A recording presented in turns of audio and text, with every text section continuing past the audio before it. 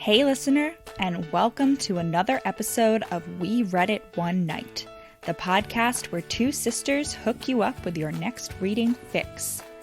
After a journey nearly as long as the Lord of the Rings extended cuts, we are finally wrapping up our discussion on Twilight by Stephenie Meyer in today's episode. Stay tuned for our explanation about why Carlisle is the true villain of the Twilight saga, that vampire baseball scene, and our pitch for a Fast and the Furious short film starring the Cullens. Enjoy the show!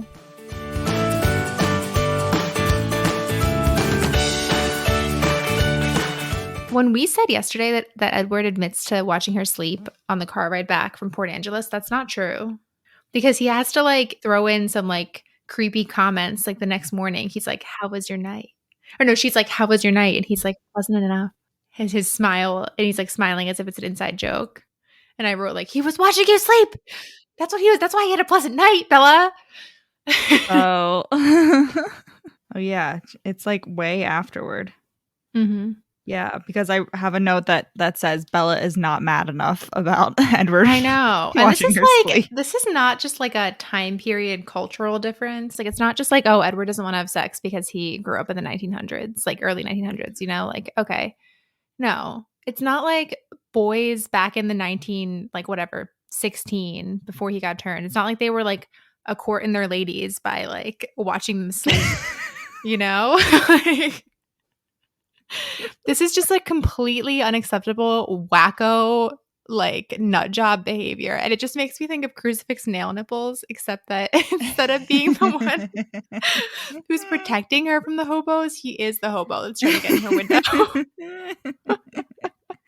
Okay, so context. I'm going to try to find the link to that, but I feel like I've tried to search for it in recent years and haven't been able to find it.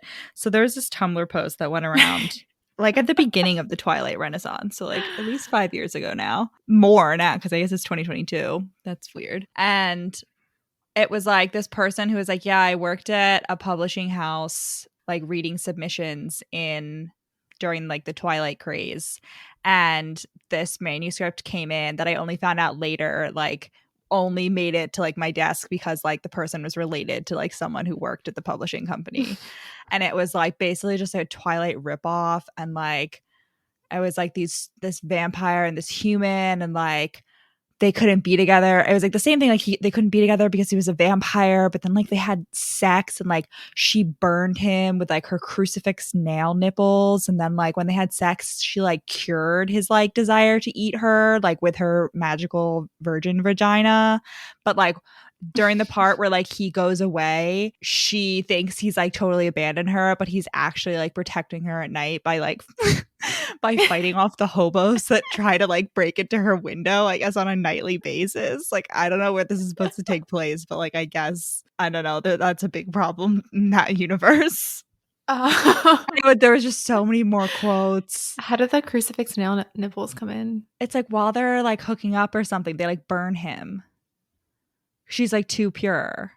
Her nipples burn him crucifix nails or something.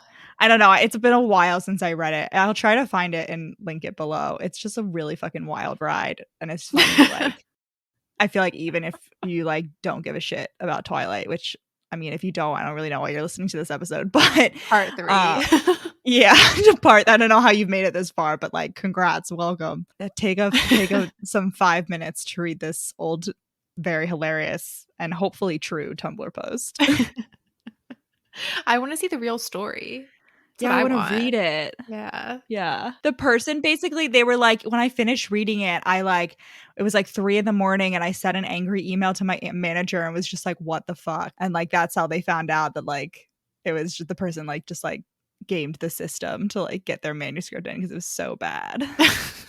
Ideal. Nepotism at its best, honestly, if it brings us content Truly. like that. So it's the morning after Port Angeles. Bella wakes up and she's like, "Am I living a dream? This is so amazing. I might die today." Yeah, she literally hop skips, and then she runs outside, and it's as if she slammed into a brick wall of glass, because what does she see in her driveway? A shiny silver Volvo. And who immediately gets out of the shiny, or does he get out? Yeah, and he like whisks to her side, and he's like, "Oh," Edward's like, "I'm here to pick you up because you didn't have a jacket, so I brought you my jacket." So she gets to like not only wake up living her dream, but get to smell the like cold ass jacket again. And she's wearing a very comfy sounding brown turtleneck. Rachel and I got in a little bit of a fight about like what this brown turtleneck looks like, and we'll do a poll on our Instagram story and let you decide. I think I'm right. Keep in mind that this is skew them in any way. 2005. Okay, Yeah. just keep that in mind. 2005, Mormon. 2 words I Okay. need you to remember. Again, Rachel, like I don't know why like I think you think your version fits and mine, like I think you think You I'm haven't thinking shown of me something an completely actual different. picture of your. No, I haven't it's found gotta that like be very ugly. specific picture that I'm thinking of. It just has to It be is, ugly. but it just looks very comfy. It's like ugly but very comfy. It's impossible. Like, I just really, yeah. Okay, I just we really can't hate influence. things. I just hate things touching my neck. So like, I don't yeah. understand. Like I'm the turtleneck expert in this family. We'll see. Like I'm like known We'll leave it to the for people. the sheer number of turtlenecks I own. Yeah. Okay. Anyway, Bella bounds downstairs, skids out the door. She's so excited. She sees Edward, and Edward comes out of the car, and he's like, "Do you mind if I drive you to school today?" And Bella has an actual thought where she's like, "He's giving me a choice." The first of many times. No, but listen. I explained this. Like, I think what it's supposed to, she's like, he's leaving it to me. Like, once again, it's my choice. And I think what it is like, it's the difference between me saying, "Hey, Alison, will you come to the store with me?" And me saying, "Hey, Alison, you can come to the store with me if you want." You know, like it's like a stereotypical like dating advice thing or something. I don't know. I've just seen it a lot where it's like, you want the guy to like say specifically like invite you, not just say like you can come if you want, you know? And so I feel like what Edward is doing is the latter, not because he's like not into her, but because he like is actually kind of hoping that she'll say no, because he's, you know, warring with his like, am I going to kill her? Am I going to endanger her Mormon soul? Like, you know. Yeah, I'm just imagining it in the context of like the last time he drove her in a car, he like pulled her by the back of her jacket and then he's like, giving her the choice to come in. It's true. There's a lot of layers there. Like, I mean, again, my interpretation is the most generous. It's maybe it's not the most accurate considering there are a million red flags with Edward. Like, I don't know if this has started yet, but there's so many times where Bella, I don't know if she started like walking on eggshells around him yet, but like that's like constant. Like she's constantly like, oh, Edward's temper. Like I'm double checking his expression to make sure he's not still mad at me, or like that my joke was received. She's already started doing that. Yeah. Oh, Eddie boy. Okay, so they're dating. They get to school. Everybody is fucking shocked. Everybody is like astounded that Edward Cullen. Jessica shows up with Bella's jacket that she forgot in her car and is like speechless. Yeah. And Edward, I guess, like looks happy for the first time. I don't know. I made a note about how, another fun movie fact, not from the Catherine Hardwicke guide. This is just from like an interview I saw of Robert Pattinson, where he was like, yeah, I originally played Edward as like super like grumpy all the time. Like he never smiled. And then like I almost got fired from the movie because I like refused to like be more cheerful. And like he was like, the studio sent my agent like a copy of the book with all the times it says that like Edward smiled highlighted, and then I sent them back a copy of the book with all the times that was like Edward frowned highlighted. And then his agent, and then he was like, yeah, and then my agent was like, dude, like they're literally gonna find a new person if you don't simmer down. And he was like, so I like livened him up a little bit. Yeah. But he was like, this is how he's written. Like, yeah. Broody McBroodfest. Yeah. I like all you can complain about Robin Pattinson's and Kristen Stewart's performances all you want in the Twilight series, but like they played those characters how they were written. Right. Like you can't they played them accurate. flawlessly. Yeah. You know what I mean? Like they understood the assignment. Yeah. The assignment was a shitty assignment, but they understood it perfectly. Yeah. Yeah. And so Jessica is like, you know, flabbergasted, and that she's not like obviously going to start questioning Bella in front of Edward. And so she walks away, and Edward's like, what are you going to tell her? And Bella's like, I thought you couldn't read my mind. And Edward's like, no, I just like whatever. Like I can read hers. And he's like, she wants to know how you feel about me. And Bella's like, yikes, what should I say? I tried to keep my expression innocent. Okay. how do I feel about you? And Edward's like, oh, you can tell her like we're secretly dating, but I'm waiting to see how you feel about me. Yeah. So Bella's nervous about it. Also at this point, she's like wishing Edward would like kiss her. And I forget exactly what Eddie Boy's thoughts in her commentary is during Midnight Sun, but I remember it being like something super Puritan, like him like looking at her and being like, oh my God, I know she wants me to kiss her, but like I can't. That's like so slutty to like kiss her in front of all of these people. Like, oh my God, like I can't believe she's such a whore. Like, not literally, but like As we mentioned in Royal Holiday, like if there's a mismatch between amount of PDA, like if it was up to Bella, I feel like they would literally be those like stereotypical, they would be teens on the streets of Belgrade, okay? Where like everywhere you look, What? it's just, you never notice that. I remember like being a kid and being like, oh my God, why are there so many people making out on the public benches? Like everywhere. It's like No. European teens / like in movies, you know, where it's just like everyone's just like making Sure. out in high school. That's what I Bella would be. don't have that same experience with Europeans teens as you, but okay. I am not into the PDA. And if there's a mismatch with No. that, like it can cause tension. And you know what? It's a little tense Well, up in here except at Forks High School. after they're married, Edward is very much like True. touchy-feely all the time. So it really so it is very Puritan because the Puritans, I'm Yeah. pretty sure like their whole thing was like no sex before marriage. Like after marriage, you better get it the fuck on. Mm-hmm. It's kind of like that polygamous cult.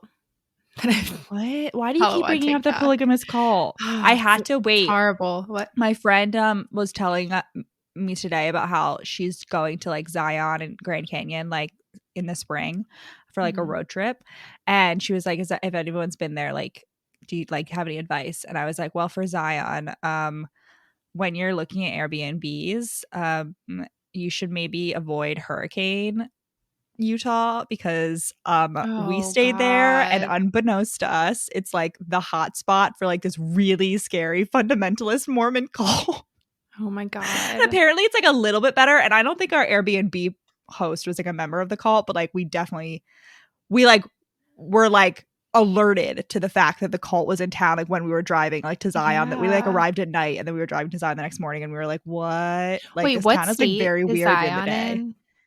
What state Utah. is Zion in? Yeah, it's Utah. That's where it is. Yeah, it's like in Salt Lake and out. Well, I think they're mostly in Salt Lake, but it could be a No, different this one. was like Yeah. Hurricane. It was like a different, it's like a very specific, like my friend who I was with was like, oh yeah, like I saw like a documentary about this and like they ended up chasing the documentarians out of the town, like in pickup trucks with like people with guns in the back. And like we in fact did see a very large amount of pickup trucks.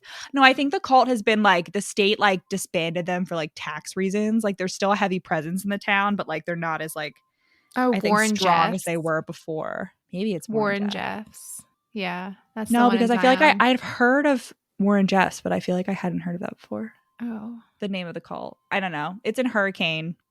This is not me like slandering the town. The Airbnb host was like very nice and like we were like But fine. they deserve a little bit of slander. No. Like, if I'm you're a saying cult, like not the specifically people my themselves, experience was like yeah. I wasn't like, oh no, I'm in danger. And I like our Yeah. Airbnb host didn't try to like get us to join the cult. Like she wasn't there the whole time. Like it was fine. But it was just like a little spooky because we didn't know that going in. The cult that I'm thinking of, they like own a bunch of businesses. They have their like tons of children like work for free labor and then don't pay them in money. They pay them in like scrip, which is like what the Mormon pioneers used to use. And a lot of their businesses are like very big. And I found one of them on Instagram and it just looks like a normal Instagram. Like you would never guess that this is like a cult running this, except that they have their comments turned off naturally. But yeah, try not to support that. The fundamental trying to support like any fun. We're not specifically targeting the Mormons, like any fundamentalist cult. Anyone who is going to have like child marriage, polygamous child marriage, also Child not labor. great. Child labor. Just in general, like avoid cults and you'll be good. Yeah. If they don't want you to leave, it's probably a cult. If they're telling you that your family is evil for wanting to leave, it's definitely a cult. Yes. Anyway. Hot pro tips. Pro tips. Listen, remember, if you accidentally join a cult, it's not your fault. You are the victim. Yes, no shame. And I hope that you heal. Anyway, At this point, we also discover because Edward has driven Bella to school, that Rosalie had to take her car, and it's like fancy red BMW convertible. The reason that I brought this up was because I don't understand. Okay, so we mentioned before in last week's episode that we had the same Volvo as Edward, and my remembrance of that Volvo, I think specifically because it was like the sports version. This is not Volvo slander. I'm like a very big fan of the Volvo brands. Like they last for a very long time. But this specific Volvo, because it was the sports version, it was like smaller because it was supposed to be like, you know, like the sleek whatever. And I just remember it was very cramped. And so I'm just thinking about like all 5 Cullens, like who has to sit in the middle seat? Probably Alice. Like they really have to cram into this car. How did we never think of that? And so I don't understand why like having a minivan is not like part of specifically Esme Cullens' aesthetic. You know what I mean? Like she's trying to be like the homey like housewife. Like why doesn't she have a fucking minivan? We don't know that she doesn't. Like they have a huge garage and a lot of cars, you know. It was never mentioned. It's not. But she also like isn't allowed to leave the house, so like I feel like I read somewhere that Esme hosts like garden parties sometimes. With who? Or she's like a member of the local. I don't know where I got that from, but I really feel like at one point I was like, yeah, Esme. Garden parties like what, for the local like Seattle elite or something? I don't know. It's Billy Black. It's Billy Black, but he's like too embarrassed.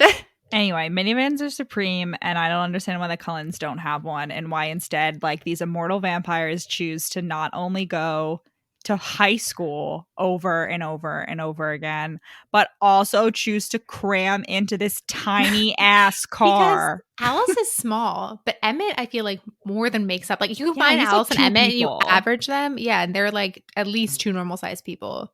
So 2.5. Yeah. Like what? I don't understand. And like Rosalie and Jasper are both like Rosalie is tall. And like Jasper is also like he's not as brawny as Emmett, but he like definitely has bulk. Like Jasper was a fighter. Maybe they actually all just like run to school, but then like get in the car right before. And so like they just don't want to use too much gas. They're trying to like the wasting of finite resources is everyone's business. Specifically Alison. Only in terms of gas and not in terms of anything else. Okay. Yeah. So now it's lunch. No, now it's time for him to eavesdrop on Jessica and her. But that's not important, I guess. No, but here, you know what is important? What is important is she talks to Jessica and then she comes out of class. And who is waiting for her looking more like a Greek god than anyone had a right to? Edward. Except I'm pretty sure Greek gods, despite what the statues where the paint has come off might like tempt you to believe, they're not pale as fuck as like Edward is. Like where is this comparison coming from, Stephenie? Like, well, I think it's just like someone really good looking, sure. Like he's chiseled and hot. But no, I agree. The like angry white men academics of the 19th century were so fucking pissed when they found out that like the Greek statues were also super colorful and like not just like white boring things. They're like, no, God, no. It's like that scene from The Office of like Michael just being like, no, God, no. They were just so pissed to learn that like their like statues were like girly basically because like color, like bright colors are associated with like femininity. They were like, oh my God, the Greeks had fun. What the fuck? Like they had personality. They valued personality. Oh my God, no. What will our sexually repressed brains latch onto next? What will we use to justify this? Such dumbasses. Just give the Greeks their shit back and like have an orgy. Me at like the entire population of Britain. Actually, that's a lie. Me at the population of like England. Because I think the Scottish and like the Welsh people are like already on it, you know? Mm-hmm. Like they know how to have fun. The only reason the pyramids are still in Egypt is because they were too big to move. Okay. Anyway, now we're at So lunch. They're chatting. Bella's like, Can you eat food? Like, what if someone dared you? And Edward like dramatically like takes a bite of her apple to like prove a point. And then at Midnight Sun, he's like, I'm gonna have to hack this up later. Spit it up later. Like but what if a hairball? But what I'm picturing is like, what if he can't spit up like every tiny bit of the apple? You know, like what if there's just like a tiny speck like rattling around in there forever? Like what are if you throw up, like it's never gonna be everything, like every molecule, you know? Maybe he can feel it. I don't know. Vampires don't shit, which doesn't make any sense. Like, why don't vampires shit? No. Like, they just 100% process everything. No. But that you still have to, like, use it. Yeah. We can't think too deeply about this. It's fucking wild. Time travel. Man, what if they're just, like, backed up? What if that's why, like, Edward has such a stick up his ass? It's actually just, like, a he literally has to really stick up his ass. long, hardened thing of shit. He's just really constipated. Oh, my God. Wow. We also Anyway. get several of like weird, like I lean forward, my right hand cupped around my neck scenes, which is so weird. How do you cup? I guess It like just on the seems very side, but it's always like it's uncomfortable. your chin. You use that like practices for hours and still, I mean, I guess, but like it's much better. I mean, maybe No, as, Bella, like, a that's the kid, reason. for years, I always, like, I tried to figure out how the fuck Bella was comfortably. Maybe Bella has such nice skin because she never touches her face. You know, and so she like trained herself. I feel like if I had only ever, if like for some reason I had like been drilled into me to never touch my face and I had like started doing the neck cupping thing versus face as a kid, it would be more comfortable, you know? I don't know. Yeah, so what Jessica told, I mean, what Bella told Jessica during the conversation was that, like, she thinks she likes Edward more than, like, Edward likes her. And so Edward naturally confronts Bella about this at lunch. And I don't know, I just think there's something really pure about the fact that their entire relationship aesthetic is, like, a mom saying goodnight to her preschooler, being like, I love you. No, I love you more. Like, I love you to China. No, I love you to the moon. Like, that's, like, their entire... What do you mean preschooler? I still do that. No. So Bella's basically like, oh, like, when you went to Goat Rocks, like, were you camping or were you actually hunting? And he was like, yeah, we were hunting because it has a lot of bears and Emmett likes bears. And then he's like, oh, he looks like a bear when he hunts. And Bella's like, what do you look like? And he's like, I look like a mountain lion because my favorite animals are mountain lions, which are definitely endangered in the Pacific Northwest, Edward. And then Bella's like, is that something that I would get to see maybe? And Edward freaks the fuck out. He's like, absolutely fucking not. And listen, this is the one situation in which he does like have a good reason, because the whole thing is like when they're hunting, they like give themselves over to their instincts. So if Bella were like anywhere within smelling distance, like Edward would absolutely chomp her to fucking bits. Like fuck the mountain lion, Edward's going after this tasty human. So I get that. But when he's comparing Emmett, he's like, have you ever seen a bear attack on television? Oh. And he presents this as like, I mean, Bella hasn't, but he presents this as like a totally normal question. And we tried to find videos of bear attacks on the internet and like we're incapable of doing. I was like, what? Stephenie, like what era were they showing fucking bear attacks on television? I have so many questions. Like, who would be filming? Why would that be allowed on the nightly news? Like, even okay. So I have no memory of telling you this before, but apparently I have. But I watched this documentary like maybe a few years ago now about this man who was like, I'm gonna go live with the grizzlies. And he just like moved out to Alaska and like lived among the grizzlies and filmed them for years and like, you know, was sending videos home and like had like a YouTube channel. And then one day he just turned up, you know, surprise, surprise, eaten by a grizzly. But even his like traumatic attack was not taped. Like I think there actually was audio of it, which, you know, must have been horrible for his family to hear because like he did have a camera on, but like the camera didn't manage to like catch that, you know? So it's like his bear attack wasn't filmed. Like whose bear attack is filmed? You know? Yeah. Who's filming the bear attack instead of trying to rescue the person? Unless, okay, I guess it just occurred to me, like, I guess if you live in the middle of nowhere and let's say you have both like wildlife and bears and like one of those like nighttime cameras set up outside your house, you know, or like, you know, wildlife photographers, like maybe they would have like a camera that like catches incidentally a bear attack. Oh, are we okay? Nature documentaries, I just realized maybe we're thinking of this all wrong. Not a because person. We're thinking of this specifically in terms of bears attacking people. But that there's definitely footage of bears attacking animals. Yeah. Wow. Wow, we just came to this realization that like we did not have to exclusively be searching for people. All right, I apologize, Stephenie. I'm sorry I questioned this. I'm just dumb. Yeah, and I was picturing like the wrong, because I was picturing completely the wrong kind of television. I was picturing like breaking news. Woman attacked by bear. Yeah. Not like, and now we see the gazelle. The gazelle does not realize the bear is just 50 feet away. Yeah. What will happen next? Okay. God. Well, this is also when she has the thought. I forget how this comes up, but he's like, I've been trying to leave you, but now I've realized that like, I maybe need to stay around to protect you because you put yourself in danger. And Bella's like, I suppose if I had to, I could purposely put myself in danger to keep him like close. And then she's But like, that was I crazy. quickly rearranged my features so he wouldn't realize. Also, this is when he's like, Which she does do. She does do that in the next book. So, kind of, you know, I to keep mean, his memory. Yeah. He's also like, oh, remember that Seattle trip that we've been foreshadowing for like 17 chapters? Remember that? Yeah, that's not going to happen because we just found out, breaking news. Somehow we didn't know this ahead of time, that it's sunny. Like Alice just let me know that she saw it's going to be sunny. So I'm going to be hanging out in a special place. And if you want, you can come with me. And once again, Bella's like, again, he was leaving the choice up to me. And I think this is a much clearer example of the like, you can come with me if you want yeah, versus will you come with me? sure. Because you're right, there's precedent for the car. Yeah. She's never like willingly been in a car with him before now. Yeah. And this is also when Edward keeps being like, won't you tell, like, you're going to tell Charlie that you're going to hang out with me, right? And this is when she starts being like, no way, because if he kills me, he'll get in trouble. And then she like does this whole convoluted, she told Charlie, she was like, I'm going to Seattle. And he was like, don't you want someone to go with you? And she's like, no, I'm going alone. And then she didn't tell him, obviously, that Edward was coming with her.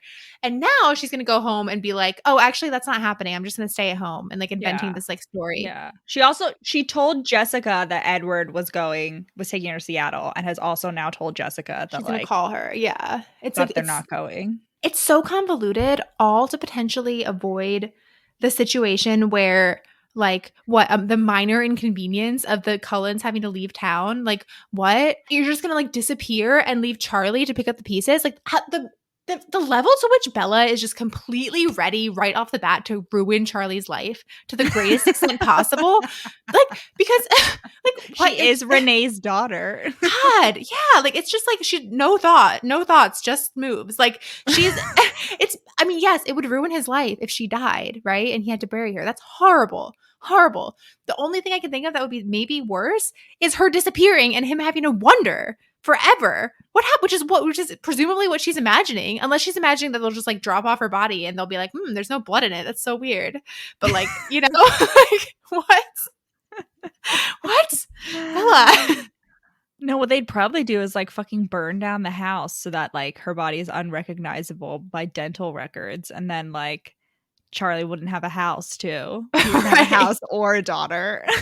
Right. But like at that point, whether the Cullens are blamed for it, like I feel like either way in that situation, they're leaving town, For like sure. it's not.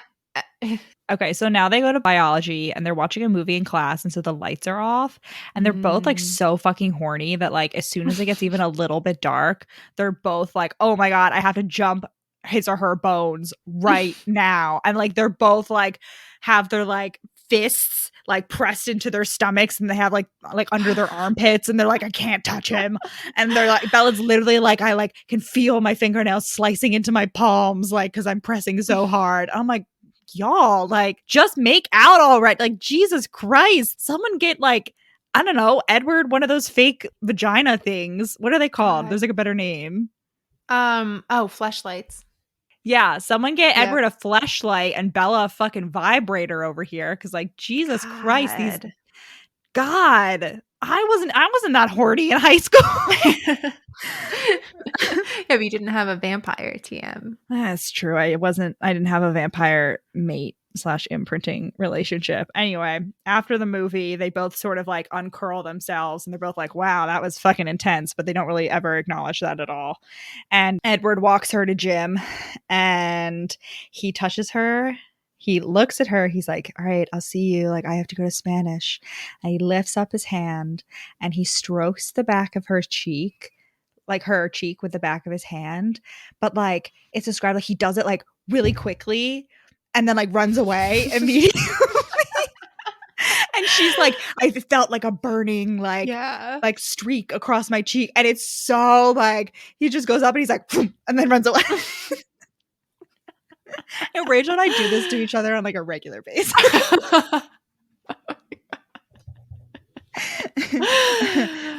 Just so Mike absurd. Mike is Bella's gym partner, and Mike is both loyal and a dick because he still like hangs out with Bella during gym and basically like does the whole work of like two people whenever they have to play a team thing. But he is also like very sulky about the fact that she's dating Edward. And Bella's like, fuck off. So she rolls out. Eddie Boy is driving her home. They like sit in the car and chat again. And Edward's like, it's twilight, the safest time of day for us. And I'm like, why? Like, why specifically Twilight? Like, No. I don't understand, but I just enjoy, like, Stephenie was like, this is why the book is named Twilight. In case you were curious, this is why the book is named Twilight. I needed to throw this explanation. There's not a in there. reason, but the word will appear at least once. Multiple. Well, it does, and then that's referenced like throughout the book. Every time it's Twilight, Bella's like, "Oh, it's Twilight, the safest time of day." Oh, really? Yeah. I don't even know. Like, I don't even pick up on that. And then before Edward leaves, he's like, tomorrow, it's my turn. And like, that's another like complete non sequitur because it was never really clear that it like was Bella. I guess Bella was asking the questions, but this is a quick foreshadow to the next day when he's going to start like throwing 90 miles an hour. Yeah. Questions. So he picks her up again and he's like asking her a million questions. And she's specifically telling him about like how she loves Phoenix and like specifically like the smell of like the creosote or something and like the rain and how the like land is beautiful even though there's no trees. And then she's like, Edward demands an explanation for everything he wasn't familiar with. And I'm like, Edward, like, and specifically in the context of like what Phoenix looks like you're 100-year-old vampire. Like, why haven't you at least traveled everywhere in the continental United States by now? You know, like there's no excuse. Yeah. I know you can't go out in the sun, but like you can wear like just pretend you're like a veil, like just veil or something, you know, like cover your skin, get out there, just do what you got to do. Yeah, I don't understand. And they don't get hot or anything, you know, it's not like be uncomfortable. This is the time that I also learned that like other parts of the United States had cicadas. Bella's like, I talked about the cicadas at night and I was like, I have that. Like, no, but I live in Pennsylvania. Oh, see, for me, I like always knew that they were everywhere, but then like people will always just bring them up as if it's like unique to their location. Like everyone thinks it's unique. They'll be like, yeah, like we have cicadas and it's just like this, like it's amazing. They come out, like, have you ever heard of them? And I'm like, yeah, I fucking have. Like what? I hear them every fucking summer. However, when I was a little kid, I remember specifically I was in like preschool and my teacher used to like take us for nature walks and then find the carcasses and like put them in his hair to like make us laugh. Yeah. Dad used to do that. And they had that in common. He used to wake me up with fucking cicada shells around my head on my pillow and it was so fucking traumatizing. Oh, that's terrible. What the fuck? Yeah. And then he would like pick me up from school and he would have them all in his hair and he would turn around and be like, blah, blah, blah, blah. It was hard. It was not funny. It was the pillow thing is horrendous. What? I like hated cicada season specifically because Dad would like torment me. I specifically remember being told that the cicadas lived underground for like 17 years and then only came up every 17 years.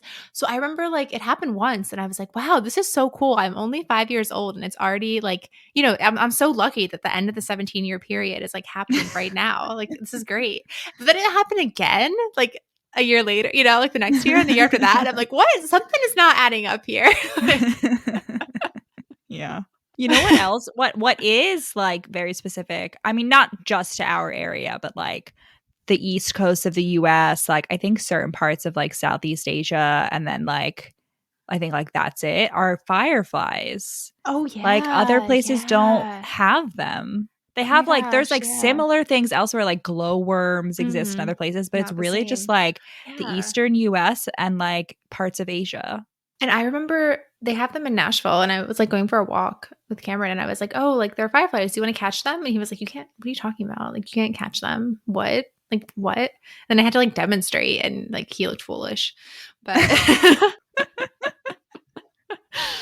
yeah, no, they're so great. Like, they're like magical. But yeah, I didn't learn that until like maybe a few years ago that like fireflies were not something that was like everybody had. Mm-hmm. Lightning bugs, fireflies, yeah. So the end of the next day, Edward's dropping her off, but they're interrupted by a tense little moment when they're just like chatting in front of her house, and then Edward's suddenly like, a complication, gotta go, and he like shoves her out of the car. Not really, but like it's the imagery, and then zooms away as who's pulling up, but Billy and Jacob Black, and they like make dramatic eye contact. I guess only in the movie. No. So in the book, like Edward just peels off and then the Blacks like pull up. But in like the movie, Edward and Billy Black, they have this dramatic like slow motion stare off. And it's just like filled with so much sexual tension. I was a little bit like, I saw that and I was like, oh, is this an option? Like potentially? Sugar daddy Billy Black. But here's the thing, that makes much more sense in the book, because how the fuck did Billy recognize like Edward in the book? Unless, because okay, so there's two options. Either Billy, even though he's not a werewolf, he's werewolf adjacent enough that he has the smells, like the vampires smell bad to him and he can tell, or they either demanded or obtained by stealth a record of all of the Cullens license plates and car makes. 100%. And that's how he got it. They definitely bribed like poor innocent Seth Clearwater to like go out and like stalk the Cullens and just like write down. They tricked Charlie somehow, and that's the real reason Charlie is like so pro Cullen and so bitter about the whole Cullen thing, because he's like, oh my god, they outsmarted me. Like they compromised police records. Right. Yeah. So Billy arrives. And I love the relationship between Jacob and his dad. Like they're just like dad relationships. I feel like in general in the series are like pretty great. I think Stephenie is like named after her dad, so like that makes sense. Like, she's definitely all right. She's definitely a daddy's girl. But yeah, they're just like fun and like bantery, and like so they all go in and like watch some sports with Charlie and have some fish fry that Bella obviously has to make because who else would? She makes grilled cheeses, I thought. Oh, the fish fries later. I don't know. And one thing I want to say is that even Jacob, who's like presented as like being a car expert. I mean, he's literally like building his own car. Like he knows about cars. He speaks car and driver, one might say. He calls Edward's car like nice. And I just remember being so confused by this because like, again, Stephenie has a picture of the literal car that she's imagining like on her website. And I like saw that and I was like, that just seems like someone with like a cubicle office job. Like that's what they would drive. Yeah. Like it's not fancy in any respect. And it's not even like it's a time period thing. Like that was the time period that it would have been cool if it was ever cool. Like no. Yeah. So Bella's like on edge that Billy will spill the beans, but he doesn't, luckily. So the next day at lunch, Edward is about to tell Bella like why she's so amazing to him, and she's like waiting with bated breath when Rosalie, like Edward catches Rosalie staring at her and has to like hiss at Rosalie to like leave Bella alone, and Bella's like, oh my god, I really wanted to hear that, but like now I can't compliment fish. Like yeah. And Edward is a lot nicer to Rosalie vocally than he is in his head. In Midnight Sun, Edward is like constantly roasting Rosalie, just like nonstop. He's like, oh my gosh, she's as shallow as a puddle. And I'm like, oh my God. Like, Edward, Rosalie doesn't want to be a vampire. And frankly, you and Carlisle, I'm holding you both responsible for the fact that she was changed into a vampire against her will. Like, fuck off. Justice for Rosalie. Like, she's quite frankly is the best Cullen. No, that's a lie. Emmett is the best Cullen, but Rosalie is second best for me. Yeah, and like Carlisle definitely didn't come up with the idea that he needs to like get a mate for Edward out of thin air, you know? Like Edward has some culpability for that. Also, at the end of lunch, Alice comes over, and this is when Bella and Alice meet, and we find out in Midnight Sun and like also later in the series that Alice has had like visions of her and Bella being best friends this whole time, so she's like really eager to meet her, but Edward is like, stay away from her. Like we can't. I need to leave her. So I don't know why. Because like, Alice has also had visions of Bella being turned into a vampire, which Edward is very against, and he doesn't want Alice to spill the beans. But like that's a possibility. So Edward and Alice are leaving school early to go hunting so that Edward can be like as prepped as possible before the big meadow event this weekend. And they have like basically a whole conversation where Edward is like responding to Alice's thoughts, etc. You know, or like Alice is telling him things like just through her mind. Would it be like more frustrating to have other people be able to communicate with you, but you can't communicate back, you know, like which is what Edward has, or like an Alice situation where like you can communicate with the person, but they can't respond, you know, like which would you rather have? I feel like I'd rather be able to hear people. Well, I just mean like picture it's only with one I other think person. I would be frustrating if I was trying to tell someone something in secret and then they had to respond out loud and we're just like too dumb, like how my family is frequently like that. You guys, like, I like specifically mom, but like sometimes you and Stefan do it too, where I'm like very clearly trying to tell you something surreptitiously and you're like, what did you say? What? Okay. Mama, why are you winking at me? It's definitely happened to me. Wait, what was I most recently saying to Stefan that he like blurted out loud? I can't remember. Oh, the cheesecake factory.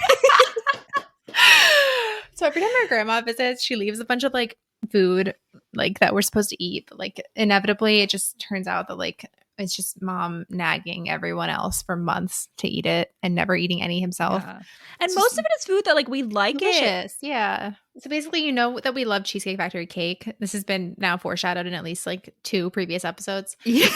But we were on a mission to go get some delicious, good Cheesecake Factory Linda's fudge cake. And our brother comes out and I'm like, Hey, Stefan, we're going to Cheesecake Factory. Do you want anything?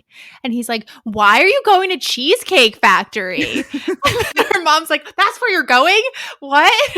Anyway, they like once again rehash that Bella's telling everybody that like she's not hanging out with Edward, so that Edward like won't be incriminated. Yeah. And Edward's like, what if you like don't come back? Like, what the fuck is Charlie gonna think? And Bella's like, well, I told him I was doing laundry, so maybe he'll think that I fell in the washer. And I'm like, how small is Bella that she can like easily fall in the water? Like, I don't understand. Also, like, ma'am, like that's I feel like that's even worse. Like, I come home and like I'm like, where's my daughter? And then like I start like smelling a weird smell from the laundry room, and then like I open the gosh. Maybe Charlie wants to be self-sufficient, so instead of like taking his comforters to the laundromat for like the mega machine, he just like has a mega machine. But Bella's small, TM, you know. Yeah, but she's not. She doesn't weigh. Well, she doesn't weigh 10 pounds, but she weighs 100. Yeah. So Bella's so nervous the night before the meadow, she like can't sleep. So she takes something she would never do, takes unnecessary cold medicine. And then she wakes up and she's like, having slept soundly and dreamlessly thanks to my gratuitous drug use. And this is just a preview for the drug references we're about to get. Oh my god. I'm just like, you took fucking scene. NyQuil, Bella. Like, chill the calm down. Okay. Yeah, so they go hiking. They match accidentally. Like they're both wearing jeans and a white button down and a sweater, which I don't understand. Specifically a tan sweater with like the collar popping out. Like they basically just look like huge dweebs. Like J. Crew models. I'm sorry, they look like preps, to use the 2005 lingo. And frankly, the only acceptable lingo. Yeah. So they get to the front of this trailhead. And I am frankly very pissed at Edward in this scenario because he's like, we're not going to go on the main path. We're just going to hike through the fucking forest. So not only is he making Bella hike without telling her to wear sneakers while she's wearing fucking jeans and like a white, like a nice out, like a generally like nicer outfit. Yeah. He didn't fucking tell her, this girl that he's constantly making fun of for being clumsy and like they're not going on the path, and he's making her hike 5 miles. Yeah. Even for us, 5 miles is like like a few hours of hiking. Mm-hmm. So like, what the fuck is this for Bella? And they're not even on a trail. Yeah, and is it flat? Like, is it hilly? I have a lot of questions because that makes a huge difference. Also, on the way over here in the car, like she had negotiated to be able to drive. This is one of their like promise quid pro quo like situations. Yeah. And I don't remember what they say in the car. Oh, once again, they're like debating, like Edward's like, did you tell Charlie or whatever? And like he gets mad at her because he like wanted, you know, her to not give him extra incentive to kill her. And she's like getting out of the car. She's like still afraid. She's like, I was afraid because he was angry with me. And I like was afraid to look at him. We didn't have like the excuse of driving between us. And I'm like, this is just like red flag number 20, like that his anger is already making you like literally afraid. Like, okay. I just feel like we don't like I think it's just safe to assume that every single relationship in this book in this book series is just like one red flag after the other. Like there is not, with the exception of Angela and Ben, there is not a single purely healthy relationship in this entire series between any character. Yeah, so they go out into this beautiful meadow, and Bella like runs out and she's like, woohoo, the sun, wildflowers. And then she turns around and she's like, where's Edward? And this bitch is standing brutally in the shadow of the trees. And then finally he takes a deep breath and he steps out into the sun, and his skin is sparkling like it's covered in 1,000,000 diamonds. He's just a giant fucking disco ball. And in the movie, he looks at her and he says, this is the skin of a killer, Bella. it's so lame in the movie. I remember being like, you literally had a description of like the shiniest diamond shit ever, and we get this like weak ass filter. Like It looks like it's what? just like they threw glitter at him. Right. But it Like not wasn't. It even. CGI per the Catherine Hardwicke director's Yeah. guide. It's like it's so late. It's to the point where I'm like, why do you even have to hide in the sun? Like if I saw you on the street, I would just think you were like I would not even Yeah. think twice. I'd Like be like, oh no, he likes he's a crafter and he he spilled bought glitter on he himself. went too heavy on the sparkly bronzer that I used to own. Like I Yeah. literally used to have bronzer that if I put on like a thick layer of it, it would make me look as sparkly as that. Yeah. Or You know? like my friend sent me one of those like glitter pranks. Like, you know, you can send Yeah. like it's like send your Yeah. enemies boxes of glitter. Yeah. Like Send your enemies somebody glitter. did that Yeah. to him. I would like not God. question it in any capacity. Yeah. Anyway, Bella's like, oh my God, he's literally the most beautiful thing I've ever seen in my entire life. I am so aroused right now. And Edward carefully comes up to her and she like sniffs him. She like gets too close and she's like, and Edward freaks the fuck out. He's like immediately like sprints away. He's like, oh my God, you came too close. That was like, my like, I gotta wait until my dick goes down. Like that was like too much. Mm-hmm. And Edward's constantly like, not just in this scene, but like constantly throughout, he's like, I know, like he's like, don't be afraid. Like he's telling Bella not to be afraid. And like I'm pretty sure in Midnight Sun and just like in later books, we find out like Edward can smell Bella's adrenaline. So like he knows she's afraid even if she's not like copping to it. But I listening to this book this time was like, is that the adrenaline he's smelling? Because usually when he tells her don't be afraid, Bella in her internal monologue is like, I'm not afraid. I'm like intrigued. And so I'm like, does Edward, is he just such like, does he lack so much experience and have just so many fake medical degrees that he's incapable, that he thinks like when he smells Bella arousal? Yeah. No, like, he's just so reliant on his mind reading that he just like doesn't know. Yeah. I'm like, is it adrenaline, Edward, or is it lady cum? Like, right. Speaking of lady cum, why is there no word for that? Like it's, you know, like cum means semen, right? Yeah.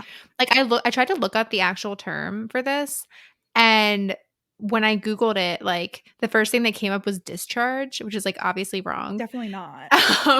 And I guess the word is like arousal fluid. Like, why haven't at least romance novels like equilibrated on a slang, on like one unified slang word for this by now? You know, like they're always just like her wetness, you know, like her heat, her whatever, like moisture, her cream. Oh, I hate that. That's so the much. worst one. That Yeah, just anyway, that sounds like discharge.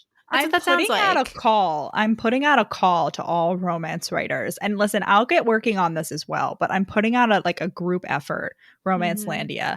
We need to come up with a word for lady cum that's not lady cum. And that's not fucking discharge, because discharge is different. People discharge when they're not aroused. Like you just have like that's your vagina cleaning itself. And we're not talking about like squirting. Like we're not, lady cum is not even the right word, because that implies that, like, you know, it's like the final effect. I'm just talking about like what it takes to get there, you know. The juice that ladies have, the juice that people with vaginas have when they're aroused. Yes. What is that called? Yes. We need a word. Maybe we'll do actually no. I was just gonna say maybe we'll do a poll about it. And then I was like, we already got shadow banned for saying the word fuck once in a story. Like we can't do it again. No. God. Oh my God. So Edward's like laying there like meditating / singing. What? But he sits down sinuously. And all I imagine is him like just flopping to the ground like a snake, or like those like videos where like you're like trying to like swipe your knees and like stand up without like using your hands or whatever. And like I'm just picturing like the reverse of that. You're just like wobbling down like a wacky inflatable tube like man, a groovy girl, like going down. A wacky inflatable tube man just going down sinuously. Oh my God. And this is when he tells her like all about his like agonized confession about wanting to kill her the first day. And like we've covered this, I feel like. Yeah. And then Bella's like, poor Mrs. Cope, the receptionist. I thought about how close I'd come to being inadvertently responsible for her death. I'm like, Bella would not have been, not even inadvertent. Not even a little bit. Murder. You would both be murder victims. Like, what a psycho. And so Edward is trying to explain to Bella, like, Bella smells like she smells like good in general to all vampires, but she's like particularly good smelling to Edward. He describes it as, you're my own personal brand of heroin, which is A really famous, well quoted line. But I'm just like, I have so many questions. I'm like, has Edward even like tried heroin? Has Stephenie Meyer? Are Yeah. there brands of heroin? Well, Because like, I definitely I'm believe sure there there are could be different. brands. No, I'm sure there are different like strains, but like a brand is like Kellogg's or like Sure. Well, yeah, there's like Johnson probably and like different Johnson. like Like farms and there's like different marketers, I'm sure. no, Like, I'm pretty sure we've had this discussion before, and I've looked it up, and there are not brands of heroin. well, it's not called that because it's not like legal, but I'm sure it's like the same Like there are idea. strains.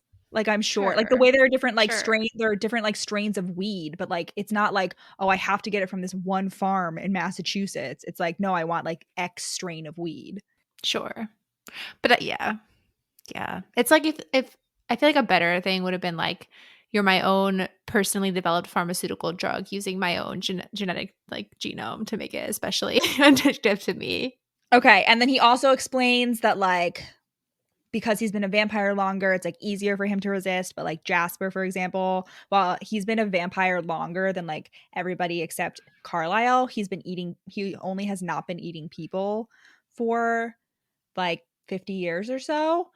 But I'm like, I don't know, like Emmett was made into a vampire in like the late 1930s, and like Jasper and Alice joined them in like the 40s. So like Emmett and Jasper have been like abstaining for the same amount of time. So like I don't understand why Yeah. it's like so fucking hard for Jasper. But I could see it. Like I could, it's like habits are hard to break, but if you've never had the habit, it's like, a non-existent habit is going to be easier to break than a habit that you had for 40 years, Yeah. however long after you're not doing it, Yeah, I guess. Like it's the same as saying like, oh, like I was addicted to heroin for like 40 Oh my years and god. like then there's a baby who's never had heroin 40 years later who's going to be more addicted to heroin. Yeah. I feel like there's a better way to phrase that, but I don't know how to Yeah, phrase. I don't know. Maybe not a baby, Anyway, just like someone of your equal age. I don't know. Like whatever. Anyway, yeah, at one point, yeah, he tells her that like Alice wants to be her friend, and he's basically just like, that's not gonna happen. And I'm like, let them be friend, let Bella have friends, Jesus Christ. I And he's know. also like,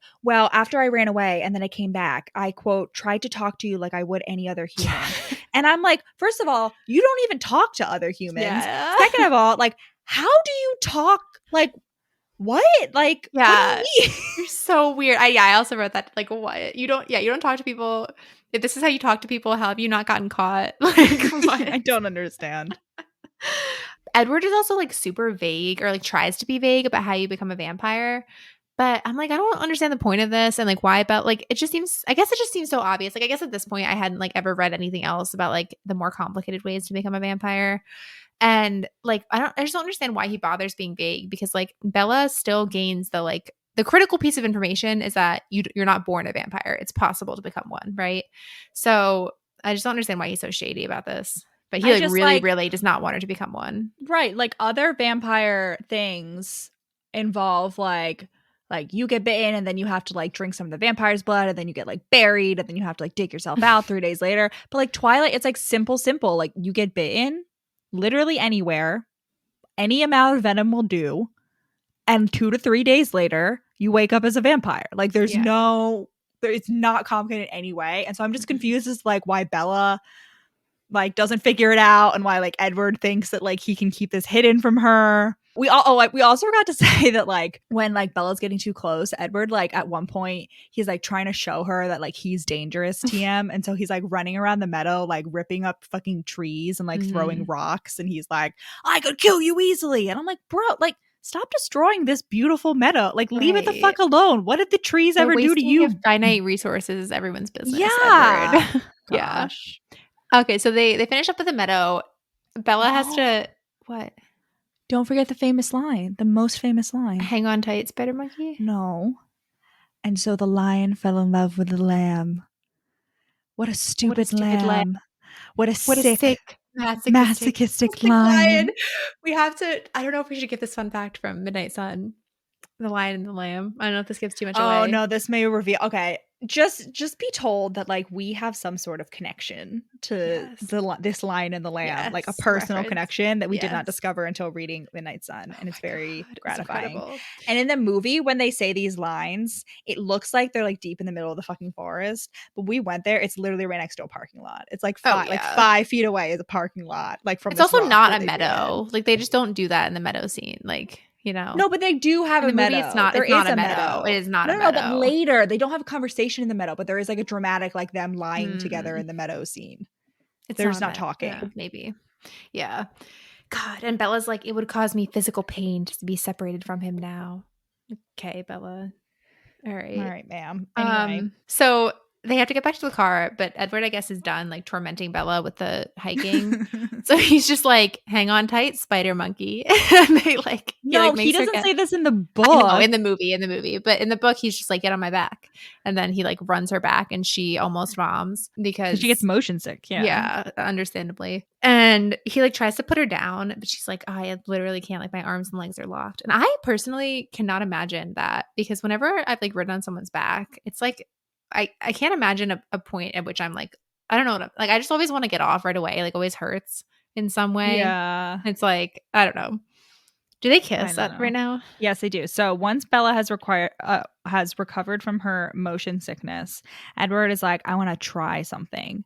And he leans down and literally all there's no tongue. He presses his lips against hers. And Bella forgets to breathe. Like she literally fucking passes out.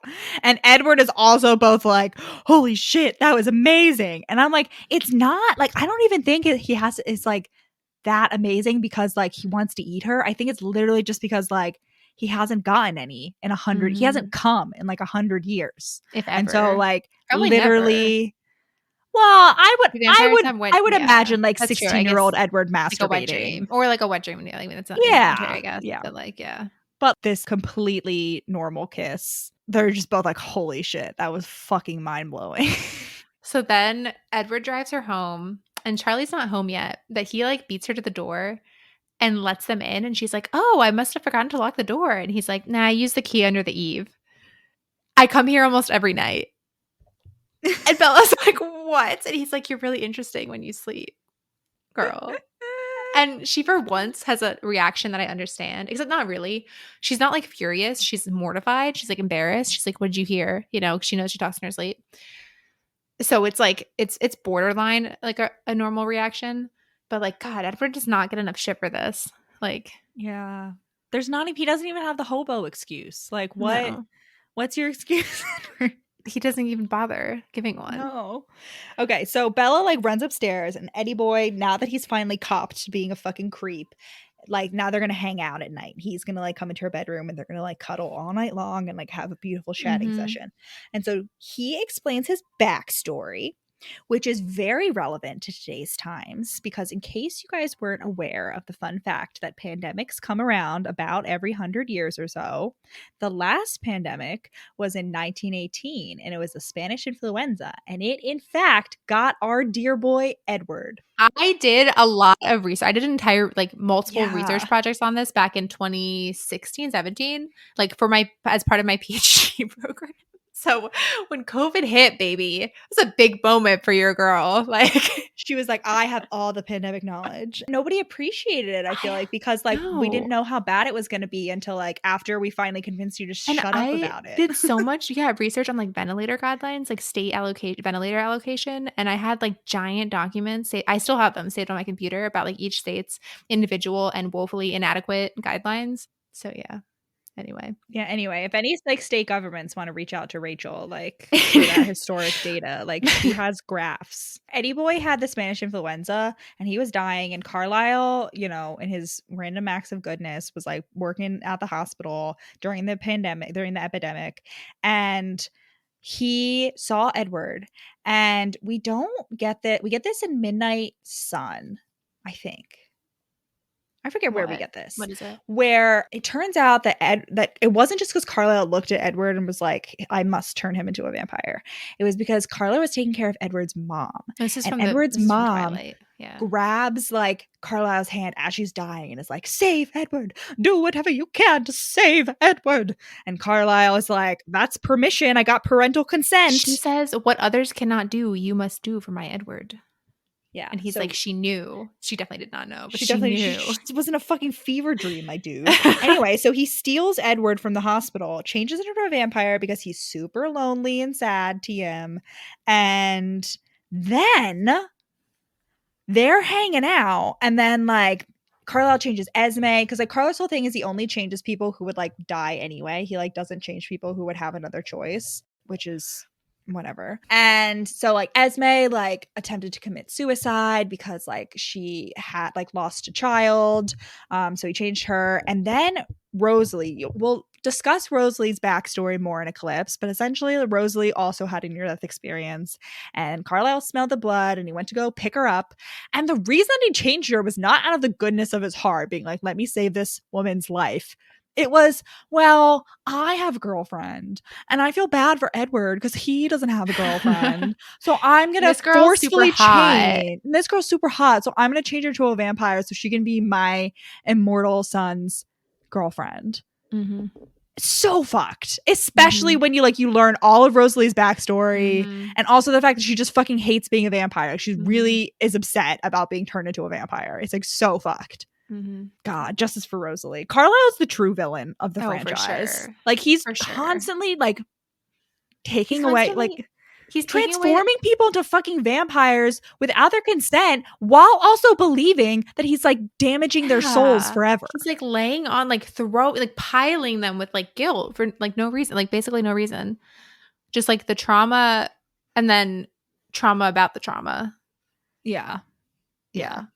And then we also learn, like, Edward like briefly touches on everyone's backstory, so we get them more later. And you learn like later in the book about Alice, like essentially she was like in an insane asylum, and then she got turned, but like she doesn't remember anything about her human life. And if you would like more details about Alice's backstory, I highly recommend the Twilight short films that are like origin stories. There's like 2 on Alice. I think there's like 1 on Jasper. There's like 1 on Esme.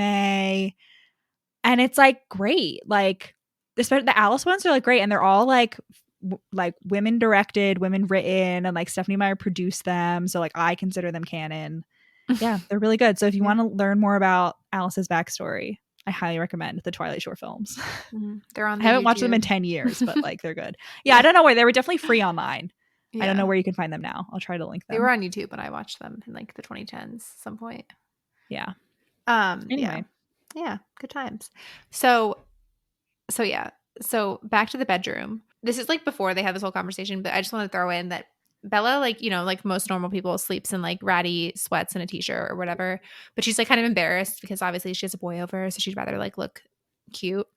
And she's like, oh man, if only I had those Victoria's Secret silk pajamas that Renee got me 2 Christmases ago, but they're back in Phoenix with the tag still on them. And this, especially combined with the fact that Bella had to buy her own clothing for Forks, makes me think that Renee would be just an aggressive over-gifter. And if you don't know what an over-gifter is, it's not like, oh, you would think like, oh, it's just someone being nice who likes to give you a lot of gifts. Like, that's so nice. No, it's when someone gives you a million gifts that you did not ask for after you've asked them to stop, and does it specifically. It's like a power play. It's like a weird, like, I don't know, like, I just feel like Renee would like buy Bella like what, fucking silk pajamas for Bella Swan, not like other girls. She's Bella like never Swan wears. Yeah, but not buy her own, like, her clothing. Like, okay, Bella was definitely like, oh, can I have some socks? and Renee was like, no, but here's some silk pajamas, Victoria's Secret silk pajamas for Mormon girl Bella. And then we have Bella added to her never-ending list of chores is like darning her socks. Oh my god. Yeah, so they just continue to have more convos. Oh, Edward like worms his way into staying the full night because he's like, yeah, it's like, it's easier for me to resist eating you the longer I've been with you, you know, like it's easier if I keep your scent on me. And she's like, oh, well, why don't you just stay the night? Yeah. So as she's falling asleep, he hums, I quote, a melody I didn't recognize. And this is, we will shortly learn, Bella's lullaby that Edward has composed for her.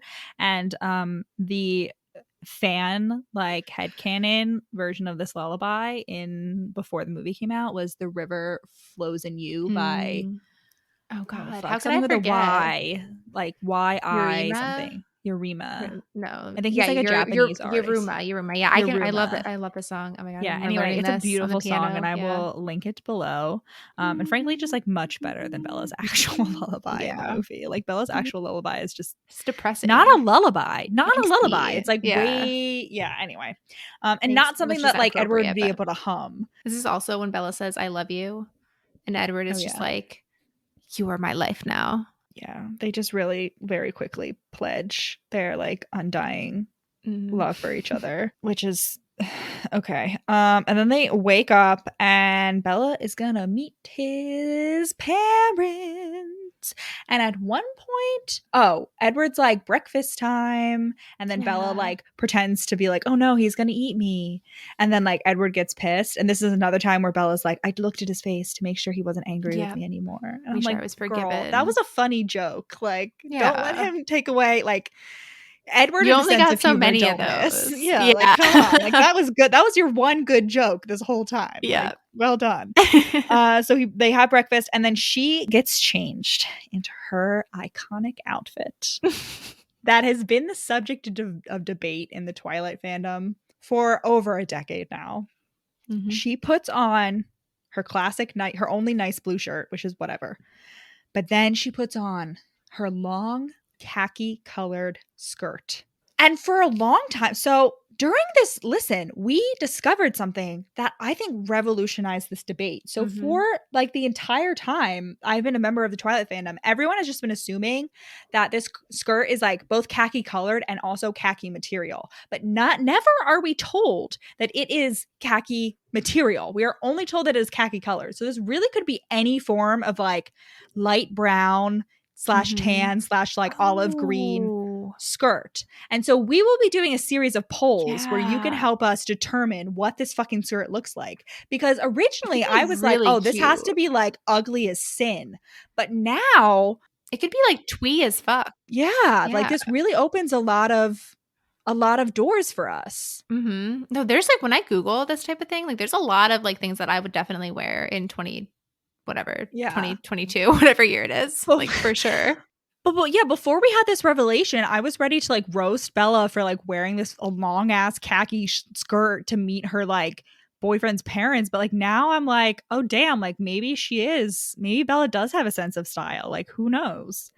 So they go to meet the fam. Edward kisses her again. She once again passes out. This is a common occurrence. I don't know, like I really don't know like at what point she gets over this, but at one point like she eventually does get over the passing out thing.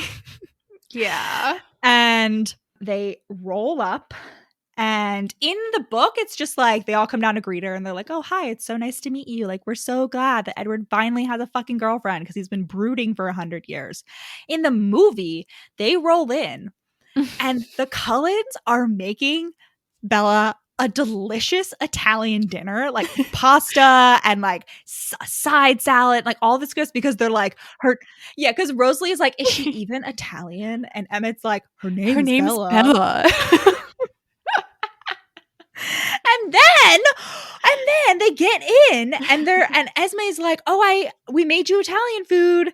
And Edward is like, oh, she already ate, guys. Like, what the fuck? Like Bella's ready to like fake it and be like, yeah, like, thank you so much. But Edward ruins it. And if my vampire boyfriend's vampire family made me delicious Italian food simply because my name was Italian, and then my bitch ass vampire boyfriend ruined my plan to eat it by telling them I'd already eaten, we would be having a long talk about the viability of our relationship. I'm like, what the fuck?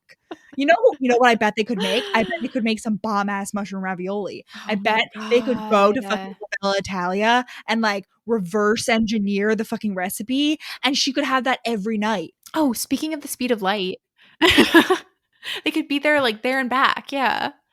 God. Ruined.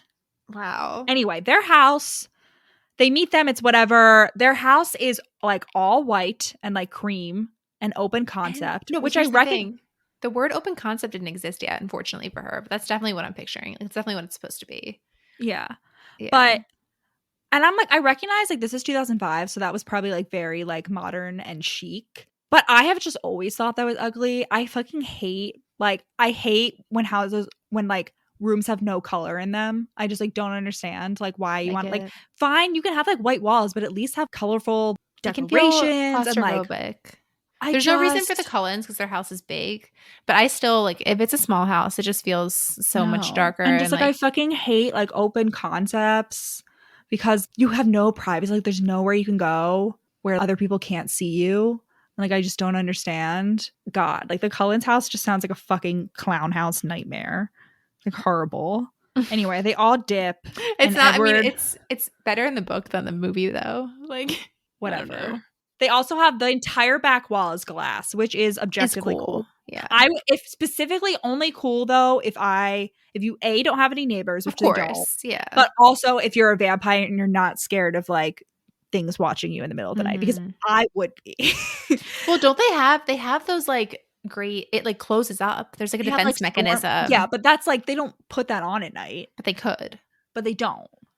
That's what I'm saying. I'm saying the glass wall is only good if you're a vampire. In the day. The all glass back is only good if you're a vampire. Yeah. During the day, it's fine. During the night, only good if you're a vampire. Anyway, so they all leave them alone, and Edward plays Bella her lullaby on his piano, and he's like showing off.